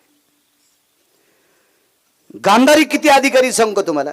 ठराविक लोकांच्या मसन वाट्यात पंढरपुरातला मालक मसन वाट्यात ठराविक व्यक्तींच्या पाया पडला. मला वाचण्याचं नाद आहे, मी त्याचे पुरावे देईल. महर्षी सांदीपनींच्या पुत्राचा अंत्यविधी करत असताना एकदा मेलेला उठून आणला, मृतपुत्र जीवविला, समुद्रात बुडून वारला होता. पण नंतर कालांतरानं महर्षी सांदीपनींच्या अगोदर पुत्र मरण पावला, तर त्याच्या अंत्यविधीला महर्षी सांदीपनींच्या पत्नीनं 12 वर्ष पंढरपुरातल्या मालकाला भाकरी घातल्या होत्या, कारण सांदीपनींच्या आश्रमावर शिकायला होते. तर तिनं सांगितलं, कृष्ण एकदा उठून आणलंच पुन्हा चालतंय का, माफ करा म्हणले. आणि त्याचा अंत्यविधी करत असताना त्या बाईच्या पाया पडला पंढरपुरातला मालक द्वारकाधीश कृष्ण परमात्मा. आणि 100 कौरव मृत्यू पावले. ज्या वेळेला दुर्योधनाची राख सावडायला गांधारी मशानभूमीत जाते, त्यावेळेला तिनं डोळ्यातल्या अश्रूंनी राख ओली केली आणि त्या राखेचा गोळा तयार केला आणि राखेचा पुतळा तयार केला आणि उजव्या हातात पुतळा घेतला आणि कृष्णाला सांगितलं, कन्हैया लक्षात ठेवा, आतापर्यंत माझ्या 100 पोराने काय केलं असेल तर करू दे रे बाळा, पण एक लक्षात घ्या, आता या राखेचा दुर्योधन जिवंत कर, जीवनभर धर्माच्या डोक्यावर छत्री धरील, जीवनभर धर्माच्या डोक्यावर छत्री धरील. असा पुरावा सापडला महाभारतात की जगाचा मालक 2 वेळेस गांधारीच्या पाया मशानभूमीत पडला. त्याचा एक गुडघा दुर्योधनाच्या राखेत होता, जिथं दुर्योधन पेटीलाय का, एक गुडघा दुर्योधनाच्या राखेत होता, दुसरा गुडघा दुसऱ्या भूमीत होता आणि माथा राखेनं लथपथलेल्या गांधारीच्या पायावर होता. कोणाच्या पाया पडायला रिकाम आहे का? इतकी गांधारी अधिकारी, एवढी गांधारी अधिकारी. पण तिनं माझ्या विदुर काकांना प्रश्न केला. कधी प्रश्न केला? पांडव राज्यावर बसल्याच्या नंतर धृतराष्ट्र आणि गांधारी वनाला निघून गेले. तसं पांडवांची इच्छा नव्हती आपल्या काकांनी काकीने जावं, पण लाज वाटत होती त्यांना, आपण इतका त्रास दिला, आता इथं राज्य कसं भोगायचं. शेवटचा पुरावा झाला महाराज, एवढाच ऐकवा, एवढा ऐकू. म्हणून वनात गेले, तर वनात भेटायला एकटा दुर्योधन आपलं विदुर काका गेले, राजकारणातला 2 नंबरचा डॉन भेटायला गेले. तर एरवी वनामध्ये जंगलात असताना एखादा वाघ जायचा, तर बाजूला बसलेल्या धृतराष्ट्राने आपल्या पत्नीच्या मांडीला हात लावायचा. काय पावर होती, काय पावर असेल माझ्या माईनं तुमच्यात. या भारताचा एकेकाळीचा राजा, या भारताचा एकेकाळी सार्वभौम राजा, त्या राजाने वाघाच्या पावलाचा आवाज ऐकल्याबरोबर पत्नीच्या मांडीला स्पर्श करायचा. यदि भार्या ततज्जा येते आशिषो भवत पुनिता नैवम इच्छिन्नती काया.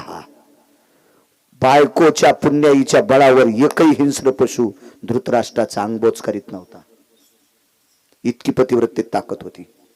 म्हणून मांडीला स्पर्श करायचा. एकही हिंस्र पशु जवळ येत नव्हता झाडाखाली. पण आज तिकून येणाऱ्या व्यक्तीच्या पायाखालची वाळलेली पानं चुरगाळत होती, बारीक बारीक काड्या अशा कटाकटा वाजत होत्या. तर गांधारीच्या लक्षात आलं, आपल्या मालकाला झोप लागली का काय, एखादा वाघ सिंह जवळ यायलाय आणि आज माझ्या मालकाने माझ्या मांडीला हात का नाही लावला. तर तेवढ्या वेळेस उलट गांधारीनं आपल्या पतीच्या मांडीवर हात ठेवला. माझ्या पुण्याईच्या बळावर वाघ माझ्या मालकाला बोच करणार नाही.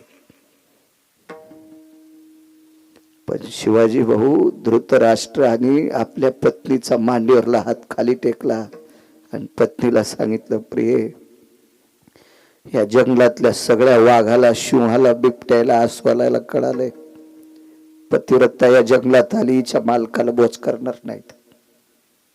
आज आपल्या जवळ येणारा वाघ सिंह नसून एकच आहे, तो माझा भाऊ आहे, तो माझा भाऊ आहे.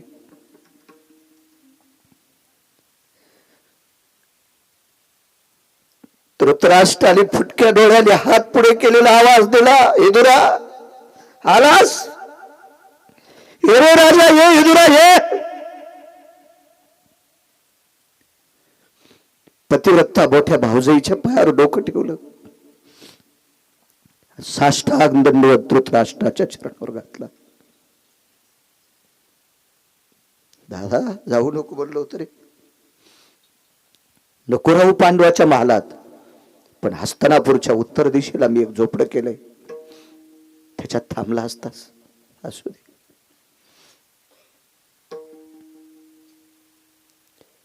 गांधारीने एके दिवशी धृतराष्ट्राला विचारलं होतं, पती परमेश्वरा, तुम्हाला दिसत नाही याच्या करता जग पाहू नये म्हणून डोळ्याला पट्टी बांधली, तरी 100 का मारावे, तरी 100 का मारावे पुत्र, एखादा तरी का जिवंत राहू नये. हे वाक्य आपल्या बायकोचं ऐकलेलं धृतराष्ट्राच्या अंतकरणात होतं. आज विदुर काका त्रिकालज्ञानी होते. ज्योतिष्य शास्त्राचा, कालाचा, करण, बव, पळ, निमिष, पंचांगाची भाषा आहे. करणो बवक पळा जायते, निमिषा लाघवी सघस्विता, यत पूर्ण मिथ्याति जायते, पूर्ण सैष्णती जायते. ही पंचांगाची परिभाषा विदुर काकाला अवगत होती, ज्याला आपण ज्योतिष्य शास्त्र म्हणतो. विचारलं, हे काका जी, अरे तुझ्या वहिनी साहेबांची इच्छा आहे की मला 100 पुत्र असताना एक सुद्धा खांदा देण्यासाठी का नसावा, आणि माझी एक इच्छा आहे रे काका. हे विदुरा, मी अंध का झाला असं? पण विदुर काकाला एक माहित होतं, तेव्हा वाईट माणसाला सुद्धा सरळ सरळ तोंडावर वाईट म्हणलं की त्याचा राग येत असतो. हुशार होते विदुर काका. जोशी काका शास्त्र प्रखर भाषेत सांगणं हे शास्त्र सांगणाऱ्याचा दोष असतो. शास्त्र हे विस्तृत भाषेत म्हणजे अध्यस्थित भाषेत सांगणं हे शास्त्र सांगणाऱ्याचा सद्गुण असतो. एक मुद्दा सांगतो तुम्हाला. एका माणसानं एका व्यक्तीला प्रश्न केला, माझे स्वप्नात सगळे दात पडले. शिरसगावकरांना विचारलं एका विद्वान माणसाला, माझे स्वप्नात सगळे दात पडले. तर समोरच्या विद्वान व्यक्तीनं सांगितलं, स्वप्नात तुमचे दात पडले सगळे, तुमच्या देखता तुमच्या घरातले सगळे मरणार. ते म्हणला, तुला दक्षिणा नाही, उठ चाल, तुला दक्षिणा नाही, उठ, माझ्या घरातले माझ्या देखता मारतोस, उठ उठ उठ, तो काळ तोंड तिकडं कर. काय चुकलं हो त्याचं? त्यानं मला विचारलं, आदरणीय हरिभक्तीपरायण बाळू महाराज गिरगावकर, परवाला मला स्वप्न पडलं, याचा दोष काय? वा वा वा वा वा राजे, ओ काय सांगायचं. यथा कालाति चक्रो भया जायते पुनित पिंडा. तुम्ही एवढे पुण्यवान आहात की घरातल्या सगळ्या लोकांपेक्षा तुम्हाला आयुष्य जास्त आहे. वायर ढिले आहेत का तुमचे? पहिल्यानं काय सांगितलं होतं? तुमच्या देखता घरातली तुमच्या सगळी माणसं तुमच्या आधी मरणार. आणि मी काय सांगितलं? तुम्ही इतके नशीबवान आहात की घरातल्या सगळ्या लोकांपेक्षा तुम्हाला जास्त आयुष्य आहे. अर्थ काय दोन्हीचा? फक्त चोमळून हाणलं आणि पहिल्यानं सरळ निबर टाचाच्या बुटानं हाणलं. मी बुटानंच हाणलं, पण आधी लोणी लावलं मग हाणलं. शास्त्र असं सांगत जावं. विदुर काका हे शास्त्रात पारंगत होते, महाराजजी पारंगत होते. पण विदुर काकाच्या लक्षात आलं, 65 क्विंटल पोलादाच्या भीमाचा हे वाळा करू शकते, गुरगुर गुरगुर अशी बांगडी करू शकते. मी जर याला सरळ सरळ म्हणलं तू या 14व्या जन्मातलं पाप आहे, तर मला दाबून जाग्यावर मारीन. म्हणून विदुर काकानं दोघांच्या अंगावरून हात फिरिला. गांधारीला काय कळालं असेल ते पुन्हा कधी एखाद्या कीर्तनात बघू. पण धृतराष्ट्राला काय कळालं? मागच्या 14व्या जन्मात राजपुत्र होता, राजपुत्र होता. कर्म चुकत नाही. मी वारकरी संप्रदायात एकच पाप केलं, फक्त पाकिट घेतो, ते बी घोड्यावर बसल्यामुळे घेतो. घोड्यावर जर बसलो नसतं तर काय करायचं? मागणं पुढून फुपट उडा आहे का नाही? घोड्यावर बसल्यावर ह्या गोष्टी लागतात. कारण घोड्यावर बसलं की संग कोणीतरी येतच. कळालं ना घोड्यावर बसलेलं. हा. तरी पण एखाद्या जन्मातलं पाप असेल, 41 वर्षाच्या काळात बसून कीर्तन करावं लागतंय, हे निश्चित पाप असं हे मान्य करावं लागेल. हो, 4 फेब्रुवारी 2019 ला गाडी आदळली, मनक्याला मार लागला. चालतो मी सोहळ्यात चालतो, भाऊ नाही विचारा, वारी नाही सोडित मी पत्रिका बघितल्याबरोबर आमच्या हरिभक्तीपरायण काय नाव लक्षात येईल, पंडित कैलास महाराज पंडित. मला पत्रिकेवर अशी दमदार कीर्तनं दिसली. तुम्हाला म्हणलं ते सरपंच होते की त्यांना सुद्धा म्हणलं अशी दमदार कीर्तनं पाहिजे, जे वाऱ्या करतेत, जे ज्ञानोबाराय तुकोबारायच्या माझ्या नाथबाबांच्या वाऱ्या करतेत, अशा लोकांची कीर्तन ऐक जा, तुम्हाला पुण्य लागेल, देव तुमचं भलं करेन. काय करता, एक जण म्हणला महाराज असं कीर्तन झकास करा. म्हणलं त्या बायकोची साडी नेसून नाचतो. कसं कीर्तन झकास असते का? अरे कीर्तन सांग. जिथं ज्ञानोबाराय तुकोबारायचे तिला असे सांगितल्या जातात त्याला कीर्तन म्हणतात. आणि तुला बाकीचं ऐकायला लिमिटेड स्टेज येत ना, ऐक ना, तिकडे जाय ना, घेणं फाशी पाय ना. ते 400 एकर फुकल्या काय स्टेज पाहिल्या.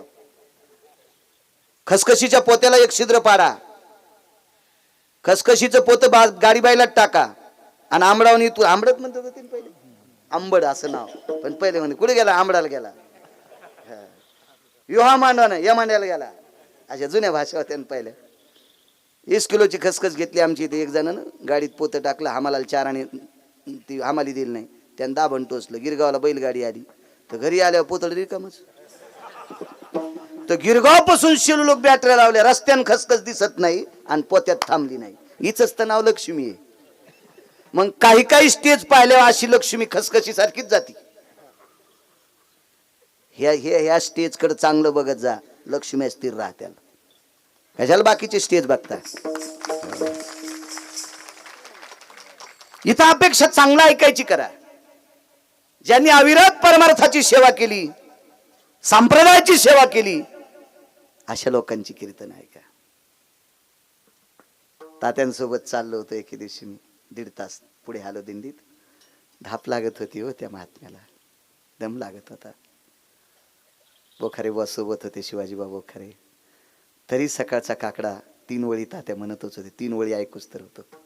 विचार केला, बाळ्या अरे तू काय 41 वय, तुझं फक्त एक हाडदरस बारीकस बाजूला गेले, काय होते चाललं असतं तू. 75 वालांनी बोले बाबांनी, तिथून आल्यावर त्यांना निमोनिया झालता. तरी पण ही लोक वारीत. ज्ञानोबरायच्या पादुका पालखीत टाकल्या की माणसं उभी राहतात, तुकोबरायच्या पादुका पालखीत टाकल्या की माणसं उभी राहतात, सकाळच्या दमाला निहरीला टेकल्या की माणसं खाली बसतात. तोपर्यंत रस्त्यानं खाली सुद्धा बसत नाहीत. अशी निष्ठावंत माणसं आहेत.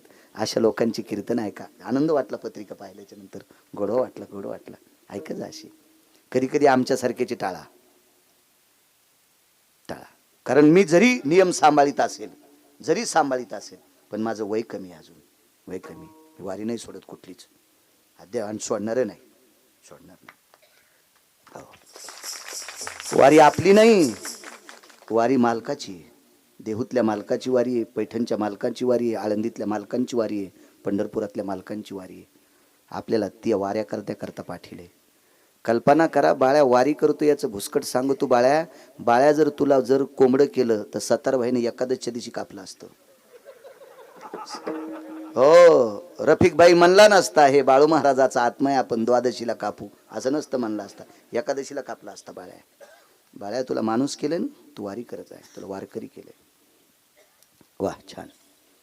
काय सांगत होतो, मागच्या 14व्या जन्मामध्ये धृतराष्ट्र राजपुत्र आहे आणि सत्ता संपत्ती तारुण्य 3 गोष्टी एकत्रित आल्या की माणूस पाप करते.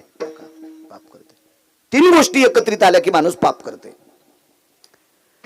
22 वर्षाचं तारुण्य घोड्यावर बसला, भातोड अडकिलेलं आहे, कमान अडकिलेली आहे, भातोडवर तिरानं भरलेलं आहे आणि शिकारी करता गेला. संदेशी बाण सोडित होता. बाण संपली, शिकार सापडी नाही. राग आला, खाली उतरला. डोंगर, उन्हाळ्याचा दिवस होता, डोंगर पूर्ण गवतानी आच्छादून गेलेला होता. उंच गगनचुंबी झाडं होती, वाळलेलं गवत होतं. खाली उतरला, गारगुंड घेतली, गारगुंडीवर गार मारली, गाडीचे तुकडे केले. घोड्याला जी रिकीब होती ती लोखंडाची होती. गारगुंड आणि रिकीब असं घर्षण केल्याबरोबर इस्तू झरडा, पर्वत पेटला, राजा निघून आला. ठण ठण ठण ठण ठण ठण पर्वत पेटला. तो पर्वत पेटला. याच्यातून एक आदर्श घ्या, बरेच शेतकरी बांध पेटीत असताना पुढच्याचा विचार करीत नाहीत. मागच्या वर्षी 3 शेतकऱ्यावर केस टाकण्यात आल्या. 7,000 कडब्याची एक वळही आणि 9,000 कडब्याची वळही बांधावर होती. यानं बांध पेटिल्यामुळे तितका कडबा जळाला. पाप कोणाला? आपल्या शेतातला बांध जरी आपल्या मालकीचा असेल, पण आपल्या शेतातला बांध पुढच्याच्या शेताच्या बांधाला चिटकलेला आहे, याचं भान ठेवलं पाहिजे. कुठेही काड्या टाकायच्या नाही. काड्या टाकणं लय सोपं, पण त्याचे परिणाम लय भोगावं लागत असतात. मला सांगा, पुढच्याचं पैशाचं नुकसान झालं असेल ते सोडून द्या, पण 7,000 अधिक 9,000 कडब्यावर किती गाई किती बैल जगले असते, कल्पना करा. हे किती शाप लागते.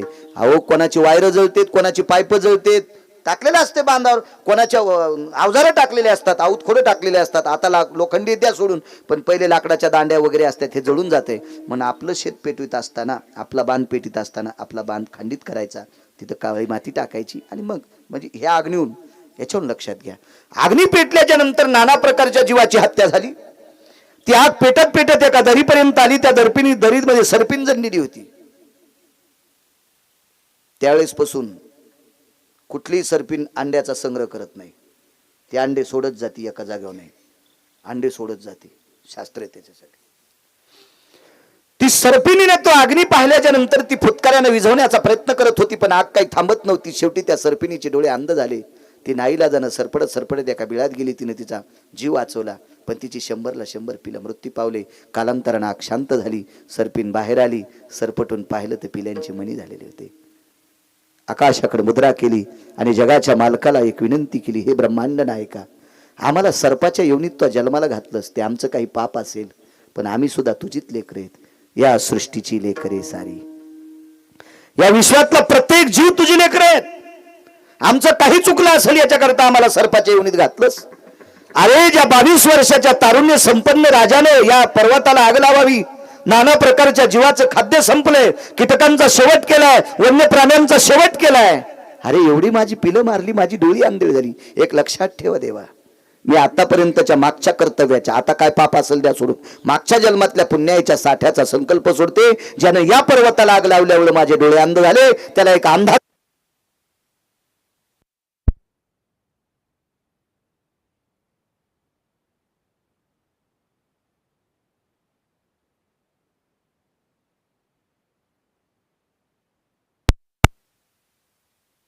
संचिताचा भोग भोगिल्याची भोग तो न सुटे.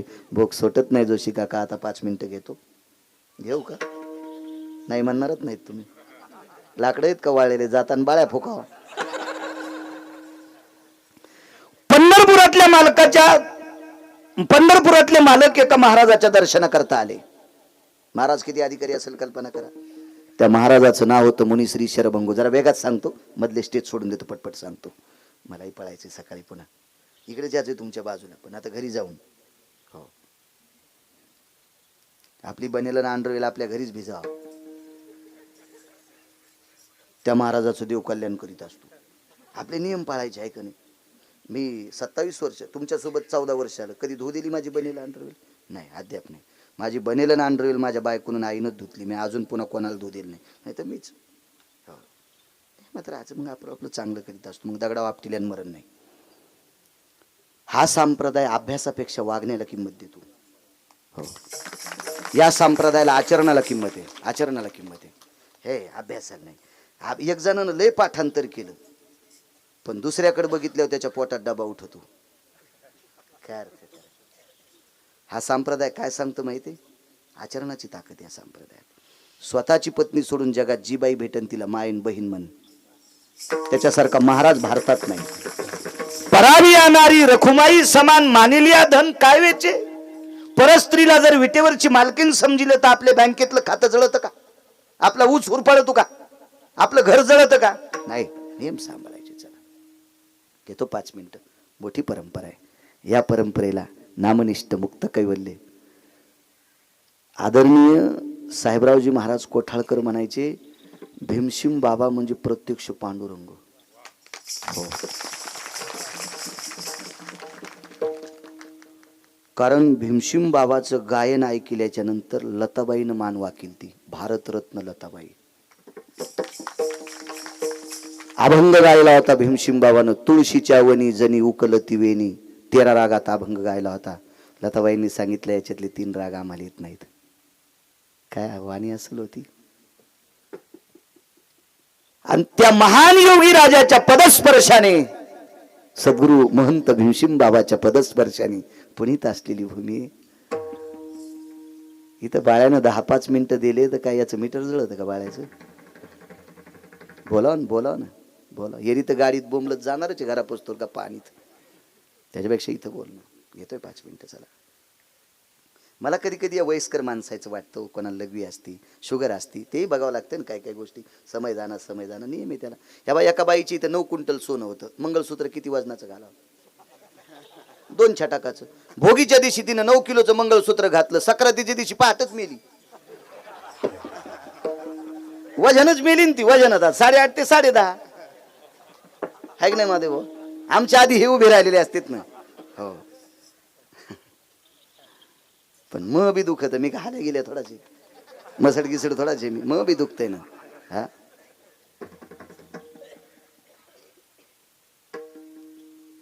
पंढरपुरातला मालक दर्शन करता येईल प्रभू रामचंद्र. ज्या महाराजाचे, ते महाराज किती अधिकारी असतील, त्या महाराजाचं नाव मुनिश्री शरभंग ऋषी. शरभंग ऋषीच्या दर्शन करता येत असताना प्रभू महाराजांनी शिष्याला सांगितलं, अरे देव दर्शनाला आले, आश्रम सजवा. आणि अंगावरची त्वचा काढली. खट खट खट खट खट खट त्वचा काढली. एका गोथुड्यात बांधली आणि ते गोथुडं नेऊन ठेवलं. आणि प्रभू रामचंद्र दर्शन घेऊन जाऊस तर तात्विक त्वचा. साधू आहेत ते. त्याचा अधिकार आता पुन्हा एखाद्या कीर्तनात मानेल तुम्हाला. आता वेगात ऐका. प्रभू रामचंद्राने दर्शन घेतलं लोटांगण. लक्ष्मणजीनं दर्शन घेतलं. लक्ष्मण फिरत राहिले. प्रभू रामचंद्राचं बोलणं आटपलं. सुखदुःखाच्या गप्पा केल्या, निघाले. लक्ष्मणजी फिरत असताना थरथर थरथर गतुडं हालत होतं. विचारलं काय? तर पोरं म्हणले तिकडे सरप आहे. कोणाला सरप सांगायले? शेषाला. लक्ष्मण कोण आहे? शेषाचा अवतार. पोरा म्हणले कोणता सरप रे? पोरं म्हणले नका जाऊ तिकडे, सरप यायला माहितच नाही ना, सगळे सर्प याच्यापासून येत म्हणून. मग पोरं म्हणले तिथे गेल्यावर तुम्हाला उलट्या होत्या. लक्ष्मणजी म्हणले उलट्या व्हायचा काय संबंध नाही. घरून निघलो तेव्हापासून पाणी पिलं नाही तर काय उलटन? गाठ सोडली. साधूची त्वचा आहे. आमच्या गुरुजींची खरी त्वचा आहे. प्रभू रामचंद्र पाया पडत असताना त्यांना वास येईल, त्यांना त्रास होईल, म्हणून तात्विक स्वतःच्या बळावर, भक्तीच्या बळावर त्वचा तयार केली. आणि तुम्ही गेल्याच्या नंतर ही त्वचा पांघरायची. त्या साधूचं नाव होतं शरभंगू नावाचे ऋषी. आले, दर्शन घेऊन निघाले. प्रभू रामचंद्र पुढे गेल्याच्या नंतर लक्ष्मणजीने सांगितलं, महाराज एक विचारू, आमच्या दादाला काही मागितलं का? नाही म्हणले. मागायसाठी भजन करीतच नाही. मग एक विचारू, तुम्हाला काही दुःख आहे का? कवडीचं नाही. सांगू तुम्हाला कोणतं दुःख आहे? तुमच्या अंगातून रक्त, मांस, पू, किडे, बारीक आळ्या येतात. हो म्हणले, ते मागचं पाप आहे माझं. आमच्या दादाला म्हणा ना संपवा. बोलव तुझ्या दादाला. दादा काय लखन? दादा महाराजांची ही त्वचा खोटी आहे. महाराजांच्या खऱ्या त्वचेतून रक्त, मांस, पू, घाणेरडा वास येतोय आणि बारीक किड्या आळ्या येतात. भगवान म्हणले लखन विचार महाराजाला. एका सेकंदात महाराजाची त्वचा सोन्यासारखी करतो. महाराज म्हणले प्रभू त्वचा सोन्यासारखी करतान, पण राहिलेलं पाप कोणी फेडायचं? ते भोग, राहिलेला भोग. प्रभू रामचंद्र म्हणले पुढच्या जन्मात तुम्हाला जे जन्म भेटेल त्याच्यात तुमची त्वचा खराब होणार. मला नको म्हणले ते भोगिल्याची भोग. महाराज म्हणले मला आत्ताच भोगून संपवायचा आहे. राहिलेला भोग पुढच्या जन्मात नको. मागच्या जन्मात केलंय म्हणून आता फेडायलो, आणि आता तू माझं शरीर पवित्र केलंस तर राहिलेला मला पुन्हा पुढच्या जन्मात फेडावं लागेल. मला आताच संपवायचा. मग काय देऊ? मला थंडीचा त्रास होतोय, गरम पाण्याची व्यवस्था कर. आणि अग्निबाण मारला. प्रभू रामचंद्रानं त्या काळात त्रेतायुगात, आज उनकेश्वरला पाणी गरम आहे, त्याच्या बाजूला 1,000 फुटाचा बोर घ्या, त्याच्यातून पाणी गार येते आणि याच्यातलं गार होत नाही. आमच्या इथलं एक जण मी तिथं नेलं, कर ना आंघोळ. ते म्हणलं तुला माहिती ना आपल्याला शावर लागते, आपल्याला तुट्या लागतात, टप लागते. मी म्हणलं प्रवासात काय येळाला केळण, वनवासाला सीताफळ. आता इथं शावर आणि फ्यावर का आपली सासरवाडी नाही म्हणलं कोणाची. मेदेल ढोकलून. म्हणला गरम पाणी कोणी केलं? म्हणलं तू या मेवणीनं. 10,000 वर्षापूर्वी अग्निबाण मारला जशी काका. कैलास बुवा अजून त्याच्यातलं पाणी गार होत नाही. काय साधूची ताकद आहे. म्हणून आपला धर्म माना, म्हणून आपल्या पुराणाला माना, म्हणून आपल्या शास्त्रांना माना, म्हणून आपल्या संतांना माना, म्हणून आपलं जतन करा. इतका अधिकार संपन्न आहे. कल्पना करा, ज्याच्या पाया पडण्याकरता पंढरपुरातला मालक येत होता तो साधू किती अधिकारी. खरं म्हणायचं किती आलं. एक सांगू मुद्दा. 1400 ब्राह्मण होते यज्ञामध्ये. 43,832 लोक एका पंक्तीला जेवत होते. 43,832 गुणिले 14 रोजचे माणसं इतके. 43,832 लोक एका पंक्तीला गुणिले 14 एका दिवसाची माणसं गुणिले 1 वर्ष 53 दिवस. 1 वर्ष, एका वर्षाचे 365 अधिक 53 इतक्या दिवस यज्ञ चालला. त्या यज्ञ 22 दिवस राहिला. यज्ञाच्या पूर्णाहुती करता 4 ब्राह्मण लागत होते, 4 महाराज लागत होते, 4 साधू. तिथं 1400 होते. 1400 लोकायला 2.5 किलोचं ताट सोन्याचं जेवायला होतं. एका ब्राह्मणाला 2.5 किलो सोन्याचं ताट होतं जेवायला. पण त्या 1400 लोकांची मिटिंग घेतली. तुम्हाला पूर्णाहुती आता फक्त 4 लोकांना येते. एक नर्मदेच्या तीरावर आहे, एक आमक्या नदीच्या तीरावर आहे, एक तमक्या नदीच्या तीरावर आहे, एक वंग देशात आहे. वंग देशात चर्मवती नावाची नदी आहे. त्या चर्मवती नावाच्या गंगेच्या तीरावर कर्णाचं लग्न झालं वृषाली नावाच्या स्त्रीसोबत. कधी कधी आपल्या नद्यांची नावं पाठवत जा. आपल्या मंगलाष्टकामध्ये सुद्धा नद्या घेतल्या जातात. आशीर्वाद आहेत त्याचे, आशीर्वाद. पण हल्ली हे मंगलाष्टक म्हणत ना कोणी, म्हणीच न कोणी. मंगलाष्टक तरी सात्विक म्हणे जा, ज्याची लग्न राहिले त्याला. काही एक जण मंगलाष्टक असं म्हणलं, इतकं रडलं. म्हणलं काऊन चांडाळा नुकती खाऊ दे ना आम्हाला. तो काऊन गाव राहिला रे. हा, नवरी जाताना तिळभर रडली नाही. हा, आणि तू काऊन गावरायला असे मंगलाष्टक म्हणू चांडाळा खाऊ दिन रे नुकती, खाऊ दिन. सात्विक मंगलाष्टक म्हणा. वेदीचं मंगलाष्टक ब्राह्मणाला म्हणू द्यावा. आणि जरी नसेल म्हणू द्यायचं तर तुम्हाला यावा. वेदीचं मंगलाष्टक कशाला म्हणतात याचाच मेळ नाही अजून काही लोकांना. एका लग्न मी 3 लग्नाला वेदीचं मंगलाष्टक म्हणलंच नाही. अरे म्हणलं किती चूक आहे. आता सावधान समयो साधा समीपी असे. अजून एक वेदीचं मंगलाष्टक. शास्त्र आहे त्याच्यासाठी. शास्त्र म्हणेल ते सांडावे, ते राज्यहित ऋण मानावे. आपला धर्म त्यानं उंच जात असतो. पैशाचा जोर झाला, पैशाचा कर झाला म्हणून कुठेही उधळायची नसते. नाही, त्यानं धर्मावर कलंक येत असतो, धर्माला ग्लानी येत असते. त्याच्यामुळं अशा चुका नाही करायच्या कुठं पण असो. मग त्या व्यक्तीला आणण्यासाठी देवाचं पत्र गेलं, यज्ञात टाकलं. अर्जुन गेला, चला धर्म गेला, चल नीट. विमान सांगितलं मी, चल वापस जाय. द्रौपदी चालत गेल्या आणि त्या साधूला आणलं. अजून एका साधूची गरज होती. त्याला भीमाला आणायला पाठिलं. पण त्या साधूला डुकराचं तोंड होतं. जगातला 1 नंबरचा अन्नदाता राजा. पण एका साधूला जेवता जेवता वाईट शब्द बोलला. म्हणून त्या साधूनं सांगितलं, विश्वात 1 नंबरचा तू राजा आहेस, दान करणारा, अन्नदान करणारा. पण हे तोंड तुझं कोणीकडे जातंय. सगळं अंग सोन्याचं होईल पण तोंड डोकराचं होईल. गतो जन्म पापा येते कृतोजी हेती जायते येता आनंद पुटा भय येतील शुक्राती जायते सर्वा. शुकर म्हणजे डुक्कर. डुकराचं तोंड लागलं मागच्या जन्मातलं पाप. ज्याच्या पाया पडता कृष्ण जात होते. बघा, प्रारब्ध क्रियमान संचिताचा भोग. भोगिल्याची भोग तो नसुटे विढब्बार खुमाये. 2 मिनिटं बसा. ज्ञानेश्वर माऊली ज्ञानराज माऊली.